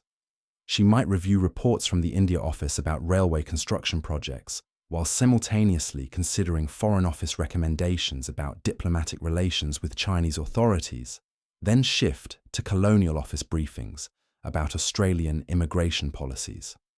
Her ability to synthesize information from multiple sources enabled more effective policy coordination. Prince Albert's systematic approach to intelligence analysis had revealed patterns of global development that informed long-term imperial strategy, as his morning reports identified emerging opportunities and potential challenges that might affect British interests in future decades. The Prince Consort's analytical capabilities enabled the royal couple to anticipate developments rather than merely responding to events after they occurred, providing strategic advantages that their rivals could not match.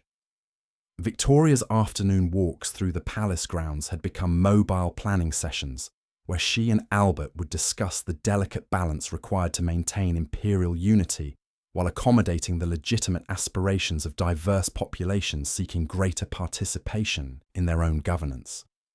They understood that sustainable expansion required policies that created loyalty through shared benefits, rather than mere submission enforced through military occupation. The Queen's evening hours were devoted to correspondence that maintained personal relationships with administrators throughout the empire, creating networks of loyalty that transcended formal governmental hierarchies, while providing additional channels for information about local conditions and emerging challenges. Her letters combined official guidance with genuine personal interest, demonstrating royal concern that strengthened imperial bonds while encouraging honest reporting about both successes and failures in colonial administration.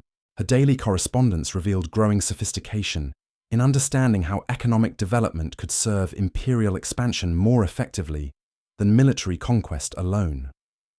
Victoria supported initiatives that would create prosperity for colonial populations while generating revenues that could fund further expansion, understanding that willing cooperation based on mutual benefit would prove more durable than reluctant submission enforced through coercion. The Queen's morning audiences included consultations with medical officers who described health challenges in different climate zones, and the innovative treatments being developed to protect British personnel serving in tropical territories. She learned about vaccination programs that were reducing disease casualties, dietary modifications that improved survival rates, and architectural innovations that made European habitation more comfortable in extreme environments. These medical advances were expanding the range of territories that could be effectively occupied and administered. Victoria's breakfast conversations with Prince Albert increasingly focused on the educational initiatives that would create literate populations capable of participating in the commercial and administrative networks connecting distant territories.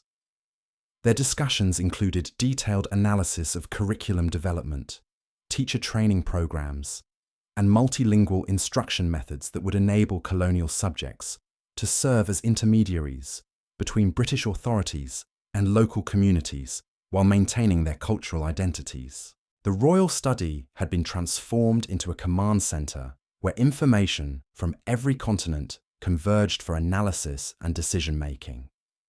Maps covering the walls were updated daily with new territorial acquisitions, population movements, and commercial developments, while filing systems organised by Prince Albert enabled rapid access to relevant information when crises required immediate attention. The room had become the beating heart of an empire whose pulse could be felt simultaneously across 6 continents. Victoria's daily routine included regular consultations with naval officers who coordinated the fleet deployments that protected British commerce while projecting imperial power across the world's oceans. She studied charts showing patrol routes that ensured safe passage for merchant vessels, while maintaining British presence in strategic waterways, understanding how naval supremacy provided the foundation for all other aspects of imperial expansion. The Queen grasped the delicate calculations required to balance global commitments with available resources. Her evening correspondence maintained connections with colonial officials whose families had settled permanently in distant territories, creating communities of British subjects who served as anchors for imperial authority while adapting to local conditions. These letters revealed how expatriate communities were developing distinct identities that combined British traditions with local influences, creating new forms of imperial citizenship that strengthened rather than weakened bonds with the mother country. Prince Albert's role as royal consort had expanded to include oversight of the commercial relationships that generated much of the empire's wealth, as his analytical skills proved valuable for identifying market opportunities and potential disruptions to establish trade patterns. His morning routine included detailed analysis of commodity prices, shipping schedules, and commercial agreements that affected everything from tea cultivation in Ceylon to wool production in Australia. Victoria's afternoon audiences with returning missionaries brought accounts of their efforts to spread Christianity and British values among indigenous populations, while also providing valuable intelligence about local conditions and potential opportunities for expansion. She listened to descriptions of educational and medical work that was creating goodwill toward British authority. Understanding how humanitarian initiatives could serve strategic purposes, while genuinely improving living conditions for colonial subjects. The Queen's daily schedule reflected the growing complexity of governing territories, where seasonal variations meant that agricultural planning, military operations, and commercial activities had to be coordinated across multiple time zones and climate cycles. She might spend her morning reviewing harvest reports from Canadian wheat fields, while simultaneously planning military deployments for the upcoming campaigning season in India, then shift to discussions about shipping schedules that would transport Australian wool to British textile mills. Her approach to imperial governance during this period emphasised the development of local administrative capabilities that could maintain British authority while reducing the need for direct oversight from London. Victoria supported training programs that would prepare colonial subjects for governmental responsibilities, understanding that effective delegation would enable continued expansion without overwhelming the imperial bureaucracy with administrative burdens. The Queen's evening walks through the palace gardens provided opportunities for reflection on the remarkable transformation that had occurred during her decade of rule. The scattered territories she had inherited had been forged into a unified system of global authority that influenced the daily lives of populations from the Arctic Circle to the Southern Ocean.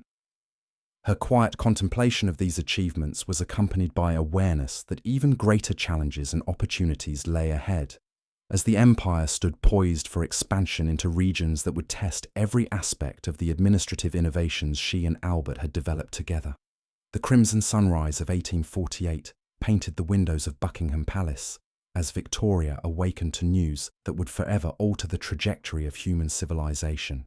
Her lady-in-waiting approached with unusual urgency, carrying dispatches that bore the seals of territories whose names had become synonymous with British greatness.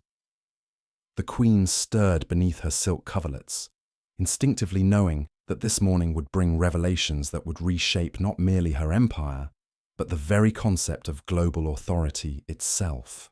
In her private chambers, Victoria's morning ritual began with the gentle placement of her newest infant, Princess Louise, at her breast, while her free hand reached for the leather portfolio containing overnight telegrams from across her dominions. The soft, suckling sounds of the nursing child mingled with the rustle of official papers as the Queen absorbed reports of gold discoveries in the Australian territories that promised to transform the economic foundations of imperial expansion. These distant mineral strikes would attract hundreds of thousands of fortune seekers, whose success would bind the colonies ever more tightly to British interests through shared prosperity. Her breakfast table had evolved into an impromptu war room, where Prince Albert would spread detailed charts, showing the revolutionary railway projects that were beginning to crisscross the Indian subcontinent. Steam engines were carving paths through landscapes that had remained unchanged since antiquity, their iron rails creating arteries of commerce that would pump British-manufactured goods into the most remote villages while drawing raw materials back to the ports where ships waited to carry these treasures across the oceans to feed the hungry factories of Manchester and Birmingham. The Queen's morning audiences now included a remarkable parade of individuals whose adventures were expanding the boundaries of the known world with each passing month. She would receive these pioneers in the blue drawing room, where their sun-weathered faces and exotic tales transported her imagination to landscapes of breathtaking beauty and untold wealth. Arctic explorers described ice-locked passages that might one day provide shortcuts to Asian markets, while African adventurers painted vivid pictures of river systems that could serve as highways into the heart of unexplored continents, rich with ivory, gold, and precious stones. Victoria's correspondence during this extraordinary period revealed her masterful understanding of how personal relationships could serve strategic purposes more effectively than military intimidation. Her letters to indigenous rulers combined genuine respect for their cultural traditions with subtle assertions of British technological superiority, creating partnerships that achieved territorial expansion without the enormous costs of prolonged warfare. She had discovered that a carefully crafted message, accompanied by demonstrations of British engineering marvels, could accomplish more than entire armies marching across hostile terrain.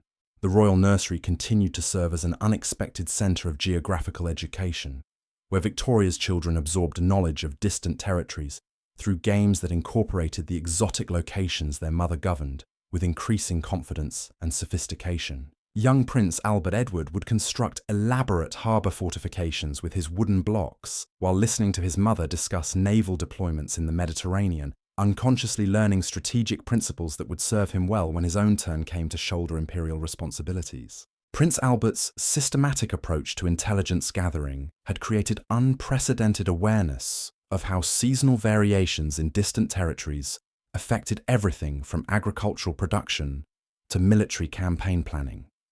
His morning routine included meticulous analysis of monsoon patterns that determined crop yields across the Indian subcontinent, shipping schedules that coordinated with favourable wind patterns for maximum efficiency, and diplomatic calendars that aligned British initiatives with local festivals and ceremonial seasons when indigenous populations would be most receptive to negotiations. The Queen's afternoon hours were devoted to the delicate art of coordinating military operations across territories where geographical and climatic conditions varied so dramatically that troops might simultaneously battle mountain insurgents in Afghanistan, while their colleagues pursued diplomatic initiatives in the tropical ports of Southeast Asia. She would study deployment maps while her children played elaborate games of empire on the Persian carpets, their innocent recreations mirroring the actual strategic decisions their mother made with such remarkable skill and foresight. Victoria's evening strolls through the palace gardens had transformed into mobile strategy sessions, where she and Albert would discuss the technological innovations that were revolutionizing imperial communication faster than anyone had thought possible. Telegraph lines were beginning to span vast distances, enabling messages to travel in hours rather than months, while steam-powered vessels could now carry urgent dispatches between London and Calcutta in mere weeks. These advances were compressing the empire's vast distances into manageable proportions that allowed for unprecedented coordination between colonial administrators and their superiors in the imperial capital. Her daily correspondence had expanded to encompass regular exchanges with the families of colonial officials, whose wives provided invaluable insights into social conditions throughout the empire that never appeared in formal governmental reports. These letters revealed how British communities were adapting to life in environments ranging from the frozen outposts of Hudson Bay to the sweltering plantations of Ceylon, while also describing the gradual changes their presence was producing in local societies. Victoria absorbed these accounts with genuine fascination, understanding that cultural integration would prove more valuable than political domination for ensuring long-term imperial stability.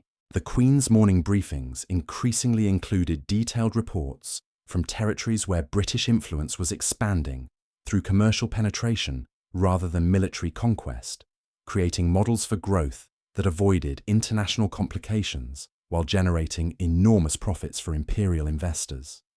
She studied accounts of trading relationships with kingdoms whose rulers welcomed European merchants while maintaining their political independence, understanding how these partnerships could serve as stepping stones for eventual territorial acquisition when circumstances proved favourable. Prince Albert's role had evolved to include direct oversight of the infrastructure projects that were binding distant territories together through networks of roads, railways, and communication systems that would endure for generations. His afternoon consultations with engineers and surveyors revealed plans for transportation arteries that would enable rapid movement of troops during emergencies, while facilitating commercial development that benefited both British investors and local populations seeking opportunities for economic advancement. Victoria's daily routine reflected the breathtaking pace of territorial acquisition, as opportunities for expansion emerged with such frequency that traditional governmental procedures struggled to process them adequately. The California gold rush had attracted thousands of British subjects whose success in American territories demonstrated the global reach of imperial ambition, while similar mineral discoveries in Australian colonies were creating boom towns that rivaled established European cities in their prosperity and sophistication.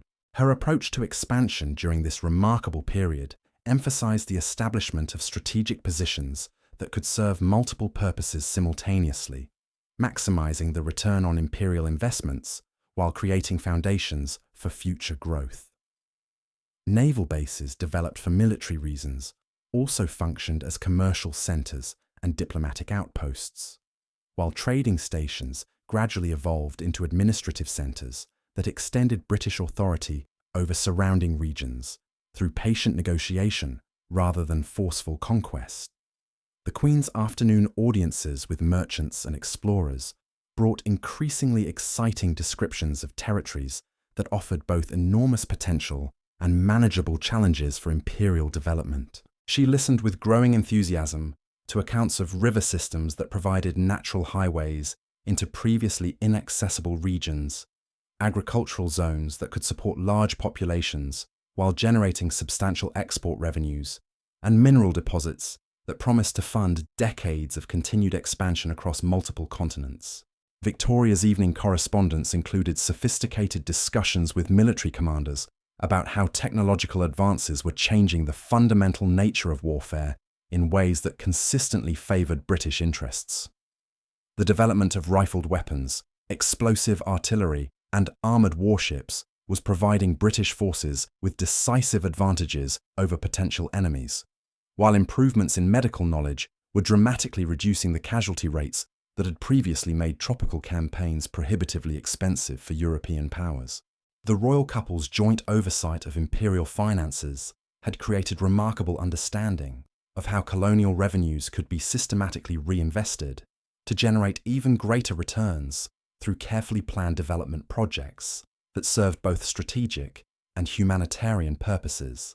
Their breakfast discussions included detailed analysis of taxation policies that balanced imperial revenue requirements with local economic conditions, infrastructure investments that stimulated commercial growth while serving military objectives, and educational initiatives that created skilled populations capable of contributing meaningfully to imperial prosperity.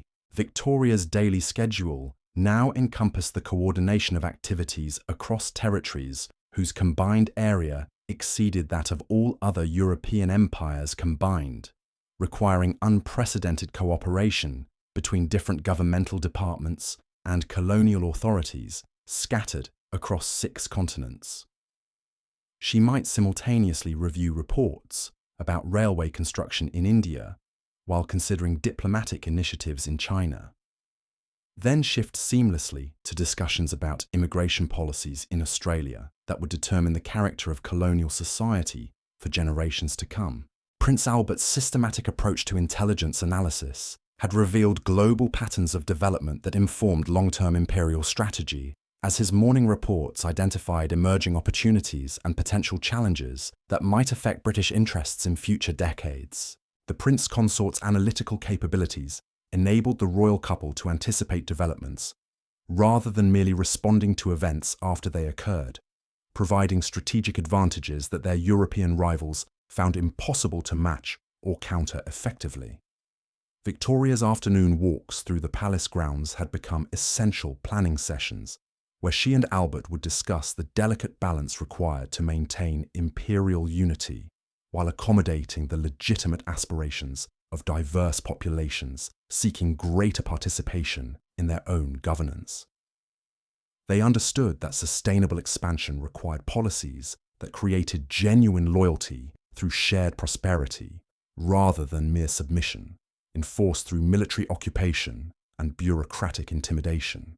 The Queen's evening hours were devoted to correspondence that maintained personal relationships with administrators throughout the empire, creating informal networks of communication that transcended official governmental hierarchies while providing valuable channels for information about local conditions and emerging opportunities.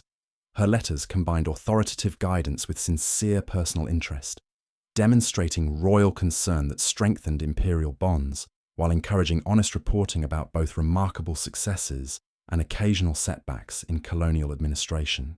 Her morning audiences now included consultations with medical officers who described the health innovations being developed to protect British personnel serving in challenging environments, ranging from Arctic exploration stations to tropical administrative centres.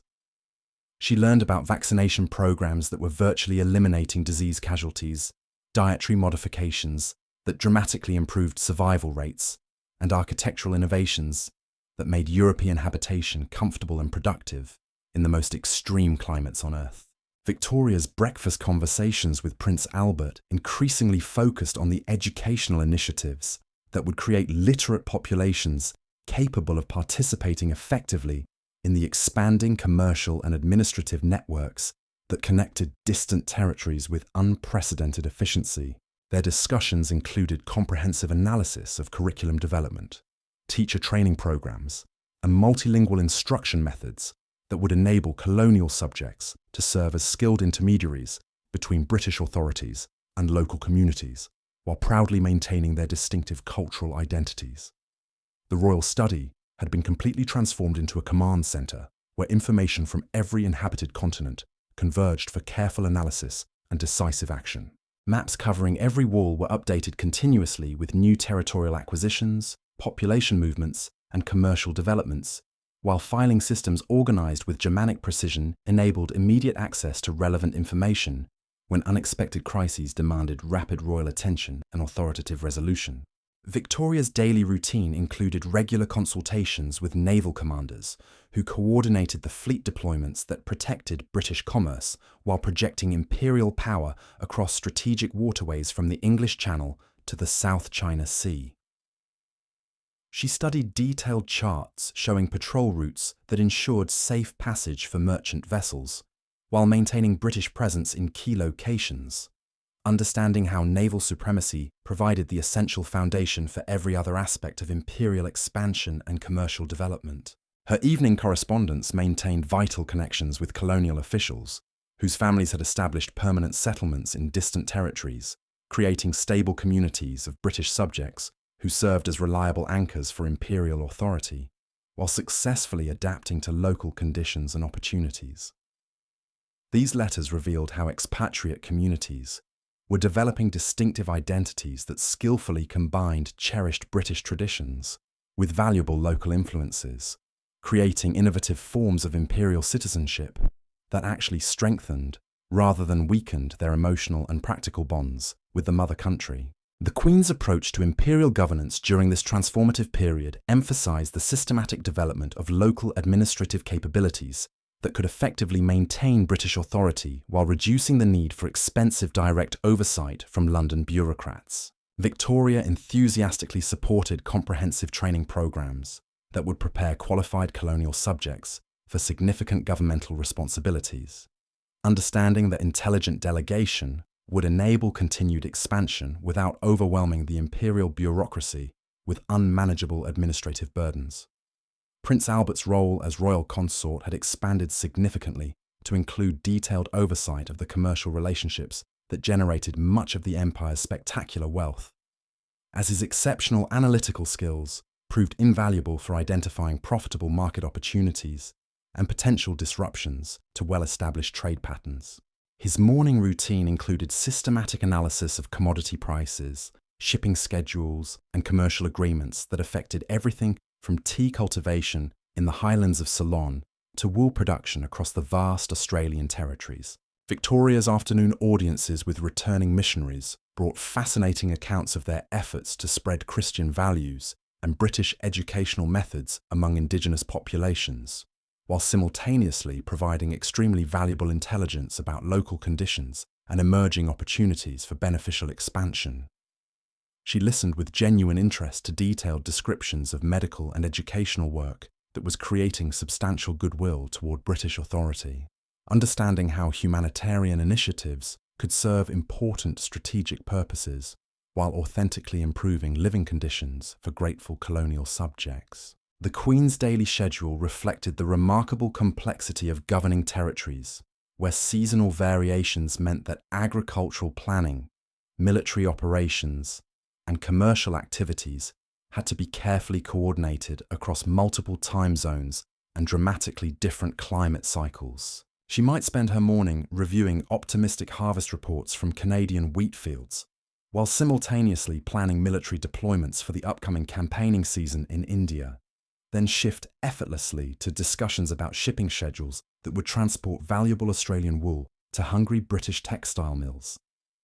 Her evening walks through the palace gardens provided precious opportunities for quiet reflection on the extraordinary transformation that had occurred during her eventful decade of rule.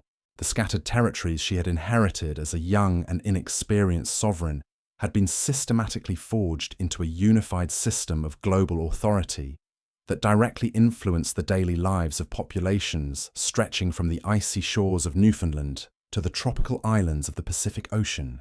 Victoria's contemplation of these remarkable achievements was accompanied by growing awareness that even greater challenges and unprecedented opportunities lay ahead on the horizon. As the empire stood confidently poised for expansion into regions that would test every aspect of the sophisticated administrative innovations she and Albert had developed together through years of patient cooperation and shared dedication. The morning mist that rose from the Thames seemed to carry whispers of destiny as 1849 dawned with promises of transformation that would eclipse even the remarkable achievements of previous years. In her private chambers, Victoria would awaken each day to find her writing desk covered with reports that chronicled the systematic expansion of British influence into territories whose very names had been unknown to European geographers just months earlier.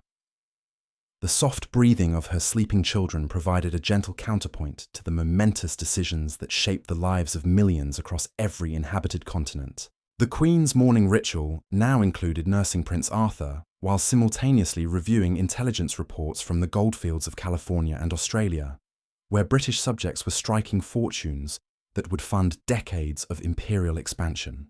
Her ability to balance the intimate demands of motherhood with the vast responsibilities of global governance had become the defining characteristic of her remarkable reign, as she demonstrated daily that feminine nurturing and imperial authority could combine to create unprecedented effectiveness in managing the world's most complex governmental challenges. Victoria's breakfast table had evolved into the unofficial headquarters of a global enterprise whose operations spanned every ocean and climate zone, where decisions made over morning tea would affect the destinies of populations from the frozen territories of northern Canada to the sun-baked plains of central India.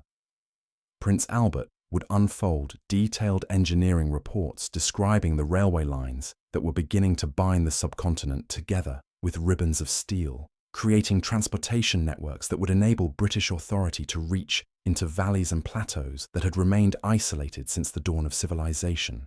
Her daily correspondence revealed a monarch whose understanding of imperial strategy had evolved far beyond the simple territorial acquisition that characterized earlier periods of expansion. Victoria's letters to colonial governors emphasized the importance of developing local industries that would create prosperity for indigenous populations while generating revenues that could fund further growth, understanding that willing cooperation based on mutual benefit would prove infinitely more valuable than reluctant submission enforced through military occupation and bureaucratic coercion. The Royal Nursery continued to serve as an inadvertent academy of global geography, where Victoria's children absorbed knowledge of distant territories through elaborate games that incorporated the exotic locations their mother governed with increasing skill and confidence. Princess Victoria would dress her collection of dolls in costumes representing different colonial populations, unconsciously developing appreciation for the remarkable cultural diversity that characterized the expanding empire, while learning to see these differences as sources of strength rather than obstacles to overcome. Prince Albert's systematic intelligence gathering had created comprehensive understanding of how meteorological patterns in one region could affect agricultural production, military operations, and commercial activities throughout the interconnected web of territories that comprised the British Empire. His morning analysis included detailed study of seasonal wind patterns that determined optimal shipping schedules, rainfall predictions that affected crop yields across multiple continents, and temperature variations that influenced everything from disease patterns to military campaign planning. Victoria's afternoon hours were devoted to coordinating the complex logistics required to maintain effective governance across territories where geographical conditions varied so dramatically that administrative procedures developed for temperate climates required extensive modification for tropical environments. She would study detailed reports about architectural innovations that made European-style buildings comfortable in equatorial regions, medical advances that protected colonial personnel from tropical diseases, and educational methods that accommodated different learning traditions while maintaining British academic standards. The Queen's evening strolls through the palace gardens provided essential opportunities for private consultations with returning colonial administrators who could speak candidly about challenges that might be diplomatically minimized in formal written reports. These informal conversations revealed the human dimensions of imperial expansion, as experienced officials described the daily realities of implementing British law among populations whose traditional customs had governed social relationships for countless generations. Her daily routine increasingly included audiences with inventors and engineers, whose innovations were revolutionizing both military technology and civilian infrastructure in ways that consistently advanced British interests.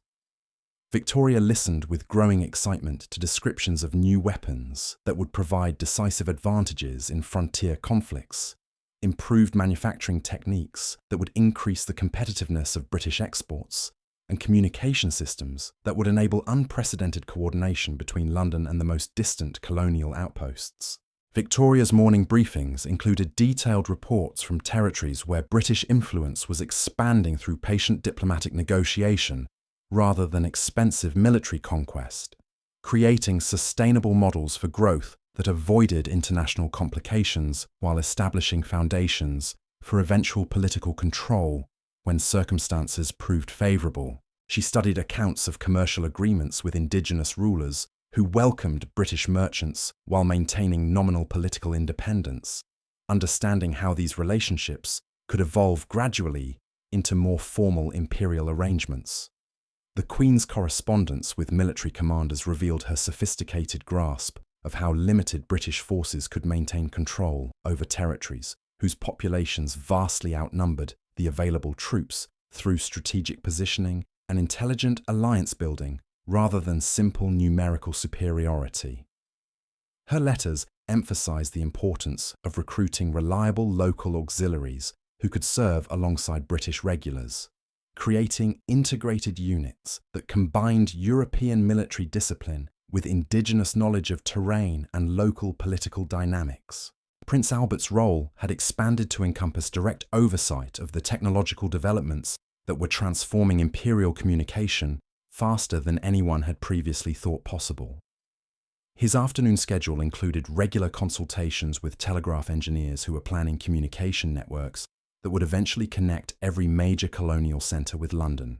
enabling real-time coordination of policy decisions across vast distances that had previously required months of delay for message transmission. Victoria's daily schedule reflected the accelerating pace of territorial acquisition, as opportunities for expansion emerged with such frequency that traditional governmental procedures required constant modification to accommodate the flood of new responsibilities and administrative challenges. The discovery of precious metals in territories ranging from South Africa to British Columbia was attracting waves of immigration that would fundamentally alter the demographic composition of these regions, while strengthening their economic ties to the mother country. Her approach to expansion emphasized the establishment of infrastructure that would serve multiple strategic purposes simultaneously, maximizing returns on imperial investments while creating lasting foundations for continued growth. Railway construction projects served military, commercial, and administrative objectives, while port development facilitated both naval operations and civilian commerce, and telegraph installations enabled both governmental communication and commercial coordination across previously unmanageable distances.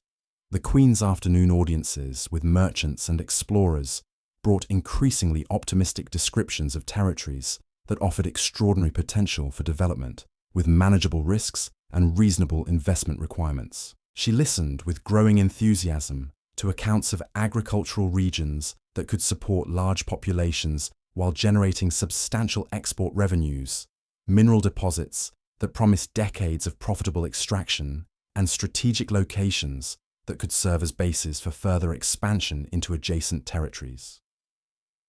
Victoria's evening correspondence included sophisticated discussions with colonial officials about the delicate balance required to maintain British authority, while accommodating local customs and traditional leadership structures that commanded genuine popular respect. Her letters revealed understanding that sustainable imperial governance required flexibility and cultural sensitivity rather than rigid application of metropolitan procedures that might prove inappropriate for local conditions. The royal couple's joint oversight of imperial finances had created remarkable efficiency in allocating resources to projects that would generate both immediate returns and long-term strategic advantages. Their breakfast discussions included detailed analysis of infrastructure investments that would stimulate economic development while serving military objectives, educational initiatives that would create skilled populations capable of contributing to imperial prosperity, and diplomatic expenditures that could achieve territorial gains without costly military campaigns. Victoria's morning routine now encompassed coordination between governmental departments whose responsibilities overlapped across multiple continents and diverse administrative challenges.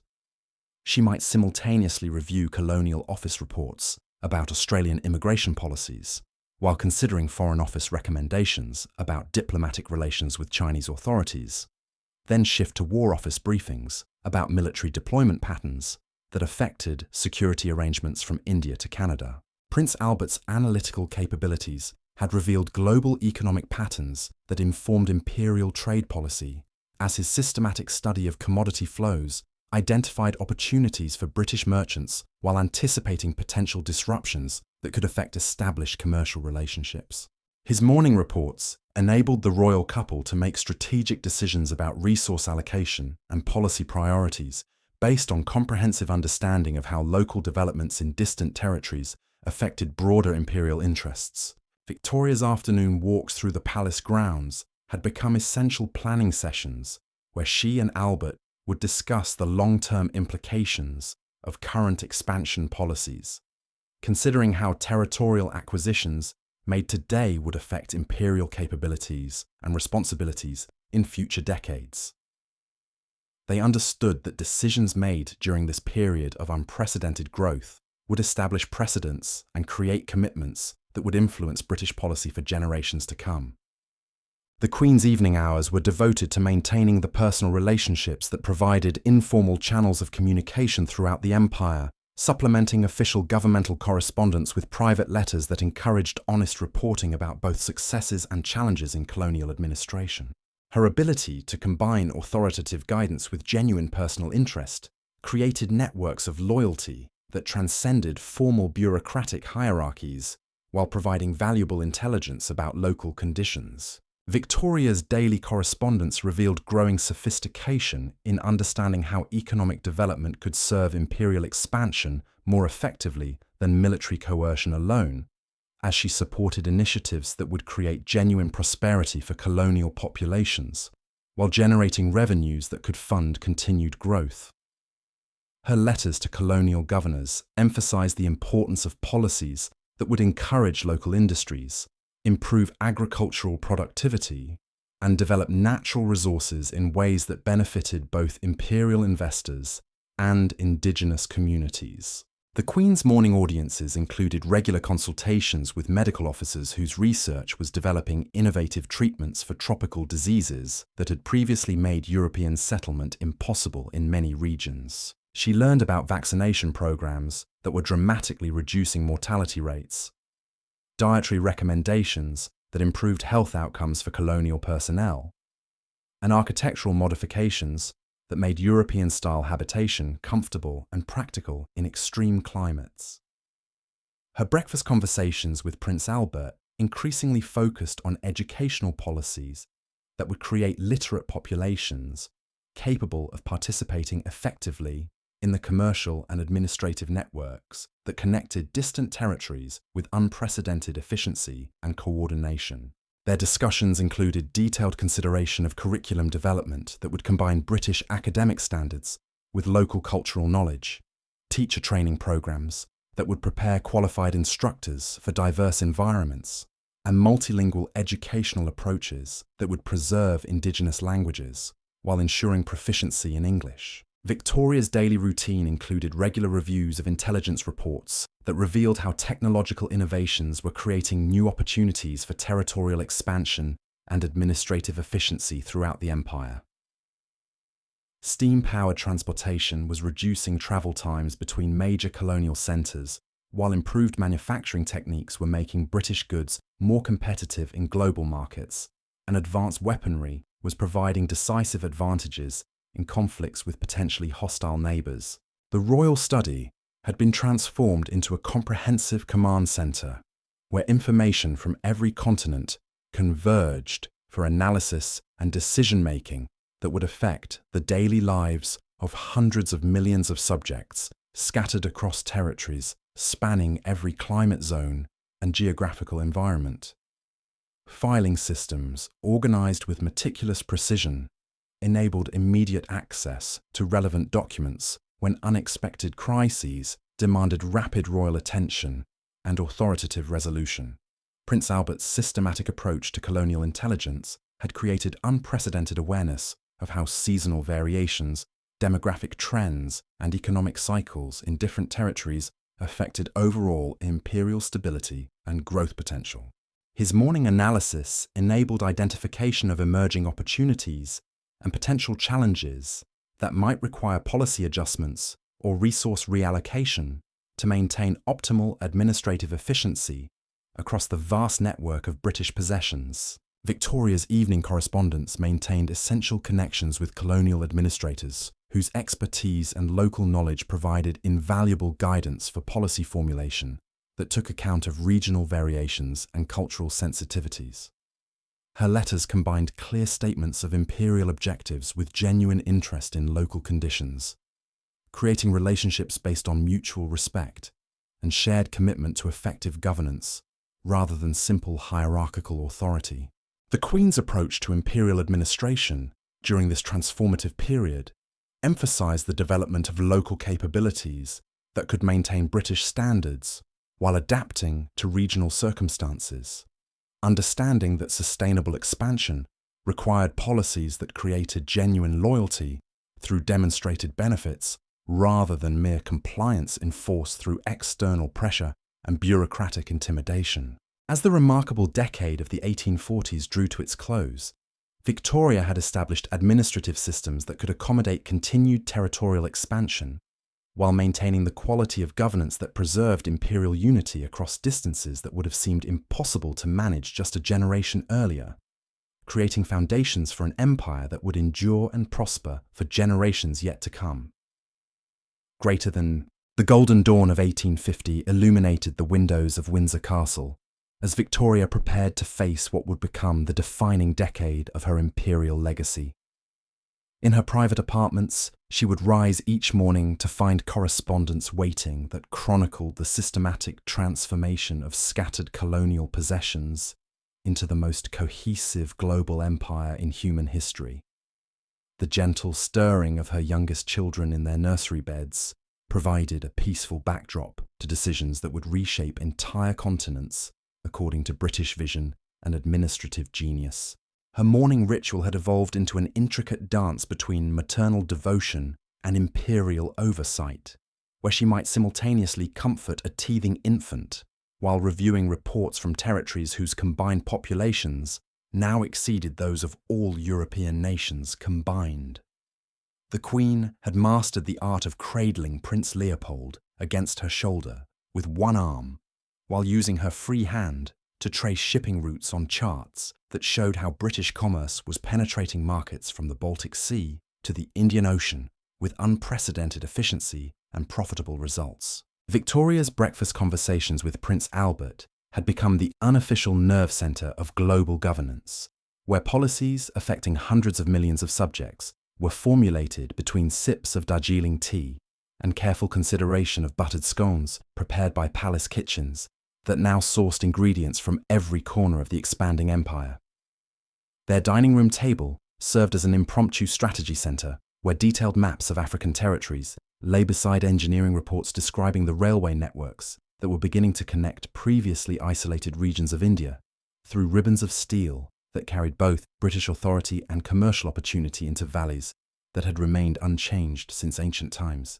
The royal correspondence during this extraordinary period revealed Victoria's mastery of the subtle diplomacy required to transform military victories into lasting administrative arrangements that served both strategic objectives and humanitarian principles.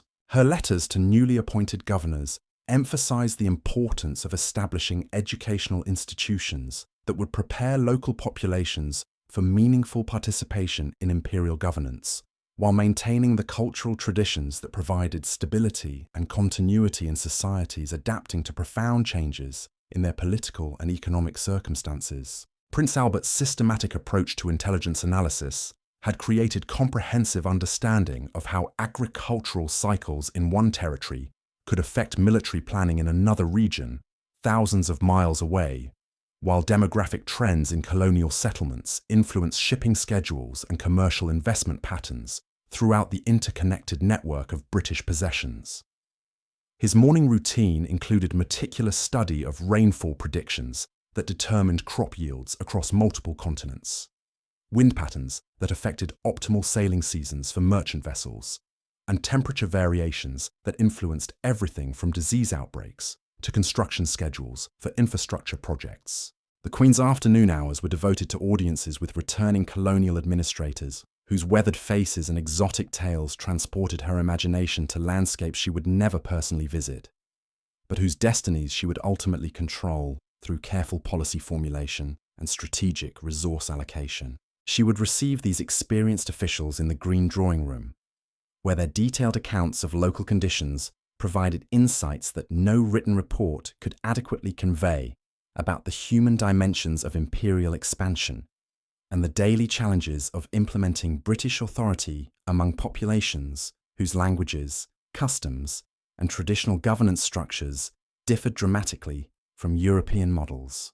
Victoria's evening strolls through the palace gardens had transformed into essential planning sessions, where she and Albert would discuss the technological innovations that were revolutionizing both military capabilities and civilian infrastructure in ways that consistently advanced British interests, while improving living conditions for colonial subjects.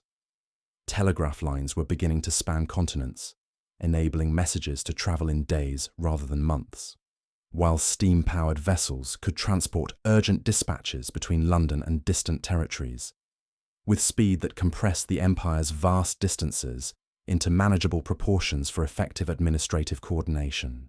Her daily routine increasingly reflected the global scope of imperial responsibilities, as morning briefings might include simultaneous consideration of Canadian timber exports, Australian wool production, Indian cotton cultivation, and South African mineral extraction, each requiring different approaches to taxation, labour management, and infrastructure development, while maintaining overall coherence in imperial economic policy.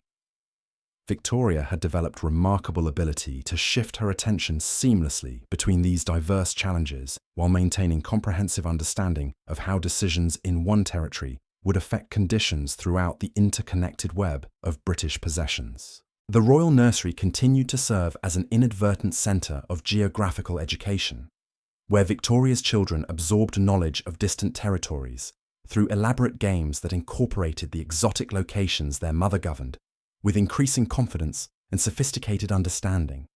Young Prince Arthur would construct miniature fortifications with wooden blocks while listening to discussions of naval deployments in Mediterranean waters, unconsciously learning strategic principles that would serve imperial interests when his generation assumed responsibility for maintaining and expanding British global influence. Victoria's correspondence with indigenous rulers revealed her sophisticated grasp of how cultural sensitivity could achieve territorial objectives more effectively than military intimidation, as her letters combined respectful acknowledgement of traditional authority with subtle demonstrations of British technological superiority that encouraged voluntary cooperation rather than reluctant submission. She had discovered that carefully worded diplomatic initiatives, accompanied by appropriate gifts and practical assistance, could accomplish more lasting results than expensive military campaigns that generated resentment and required permanent garrison forces to maintain stability. The Queen's morning audiences now included consultations with medical officers whose research was developing innovative treatments for tropical diseases that had previously made European settlement impossible in vast regions of Africa and Asia. She learned about vaccination programs that were dramatically reducing mortality rates among colonial personnel, dietary modifications that improved health outcomes for families adapting to unfamiliar climates, and architectural innovations that made European-style construction comfortable and practical in environments ranging from equatorial rainforests to high-altitude mountain regions. Prince Albert's role had expanded to encompass direct oversight of the educational initiatives that would create literate populations capable of contributing meaningfully to imperial administration while maintaining their cultural identities and traditional social structures. His afternoon schedule included detailed consultations with curriculum developers who were creating instructional programs that combined British academic standards with local knowledge systems, teacher training initiatives that prepared qualified educators for diverse linguistic and cultural environments, and multilingual educational approaches that preserved indigenous languages while ensuring proficiency in English for commercial and administrative purposes. Victoria's daily schedule reflected the remarkable complexity of coordinating activities across territories, where seasonal variations meant that agricultural planning, military operations, and commercial activities required careful synchronization across multiple time zones and dramatically different climate cycles. She might spend her morning reviewing optimistic harvest reports from Canadian wheat fields while simultaneously planning military deployments for the upcoming monsoon season in Burma, then shift effortlessly to discussions about shipping schedules that would transport valuable New Zealand wool to British textile mills during optimal weather windows. Her approach to territorial expansion emphasized the establishment of infrastructure projects that would serve multiple strategic purposes, while generating immediate economic benefits for both imperial investors and local populations. Railway construction connected previously isolated regions to commercial networks, while enabling rapid troop movements during emergencies. Port development facilities accommodated both naval vessels and merchant shipping, while creating employment opportunities for indigenous workers, and telegraph installations provided governmental communication capabilities while supporting commercial coordination across vast distances. The Queen's evening correspondence maintained vital personal relationships with colonial administrators whose families had established permanent communities in distant territories, creating stable networks of British subjects who served as reliable anchors for imperial authority while adapting successfully to local conditions and opportunities. These letters revealed how expatriate settlements were developing distinctive identities that skillfully combined cherished British traditions with valuable local influences, creating innovative forms of imperial citizenship that strengthened rather than weakened emotional and practical bonds with the mother country. Victoria's morning briefings increasingly included reports from territories where British influence was expanding through commercial penetration and diplomatic negotiation, rather than expensive military conquest, creating sustainable models for growth that avoided international complications while establishing foundations for eventual political control when circumstances proved favourable. She studied detailed accounts of trading agreements with African kingdoms, whose rulers welcomed European merchants while maintaining nominal independence, understanding how these partnerships could evolve gradually into more formal imperial arrangements through patient cultivation, and demonstrated mutual benefits. Prince Albert's systematic intelligence gathering had revealed global economic patterns that informed imperial trade policy, as his analytical capabilities enabled identification of market opportunities while anticipating potential disruptions to established commercial relationships. His morning reports provided comprehensive understanding of commodity flows, price fluctuations, and supply chain vulnerabilities that affected everything from tea cultivation in Ceylon to gold mining in South Africa, enabling strategic decisions about resource allocation and policy priorities based on accurate assessment of how local developments influenced broader imperial interests. The royal couple's joint oversight of imperial finances had created remarkable efficiency in allocating limited resources to projects that would generate both immediate returns and long-term strategic advantages for continued expansion and development. Their breakfast discussions included sophisticated analysis of infrastructure investments that would stimulate economic growth while serving military objectives, educational expenditures that would create skilled populations capable of contributing to imperial prosperity, and diplomatic initiatives that could achieve territorial gains without costly military campaigns that drained imperial treasuries. Victoria's afternoon walks through the palace grounds provided essential opportunities for reflection on the extraordinary transformation that had occurred during her reign, as scattered colonial possessions had been systematically forged into a unified system of global authority that influenced the daily lives of populations stretching from Arctic territories to tropical islands across every ocean. Her quiet contemplation of these achievements was accompanied by growing awareness that even greater challenges and unprecedented opportunities lay ahead, as the empire stood poised for expansion into regions that would test every aspect of the administrative innovations she and Albert had developed through years of patient cooperation. The Queen's daily correspondence revealed growing sophistication in understanding how economic development could serve imperial expansion more effectively than military coercion alone, as she supported initiatives that would create genuine prosperity for colonial populations, while generating revenues that could fund continued territorial acquisition and infrastructure development.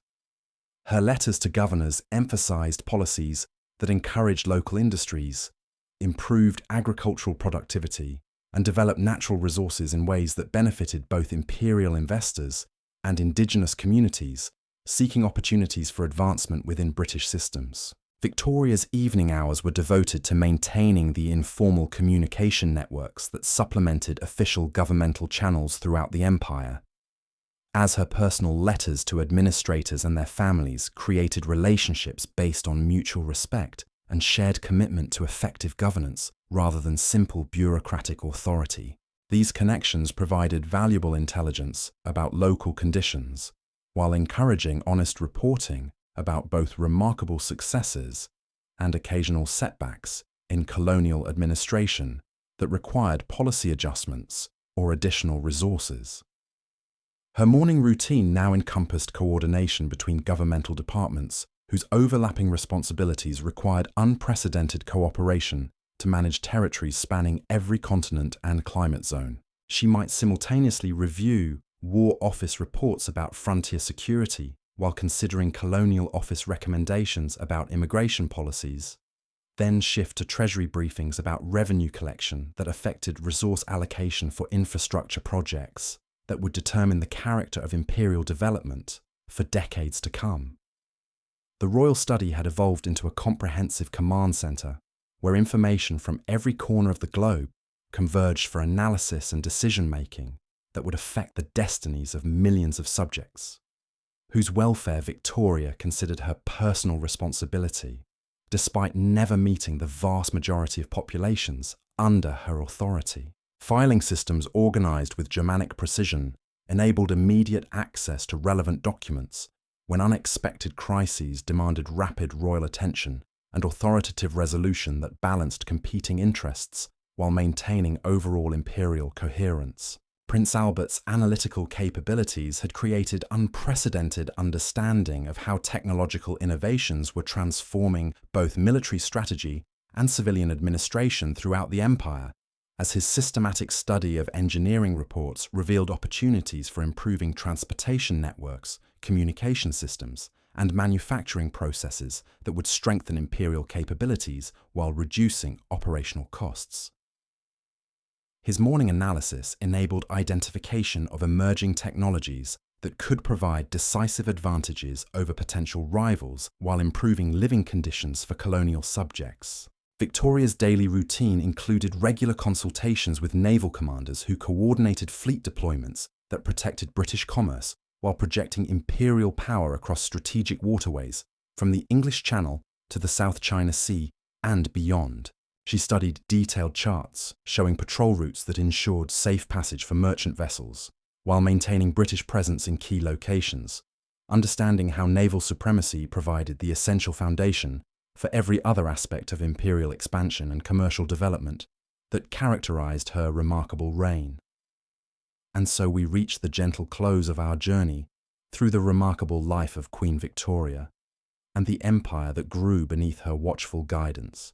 From that quiet morning in 1819, when an infant princess drew her first breath at Kensington Palace, to the vast global dominion that would span every continent and ocean, we have witnessed one of history's most extraordinary transformations. Victoria's daily routines evolved from simple childhood lessons to the complex orchestration of governing territories where the sun never set, her morning correspondence expanding from palace letters to dispatches from every corner of the earth.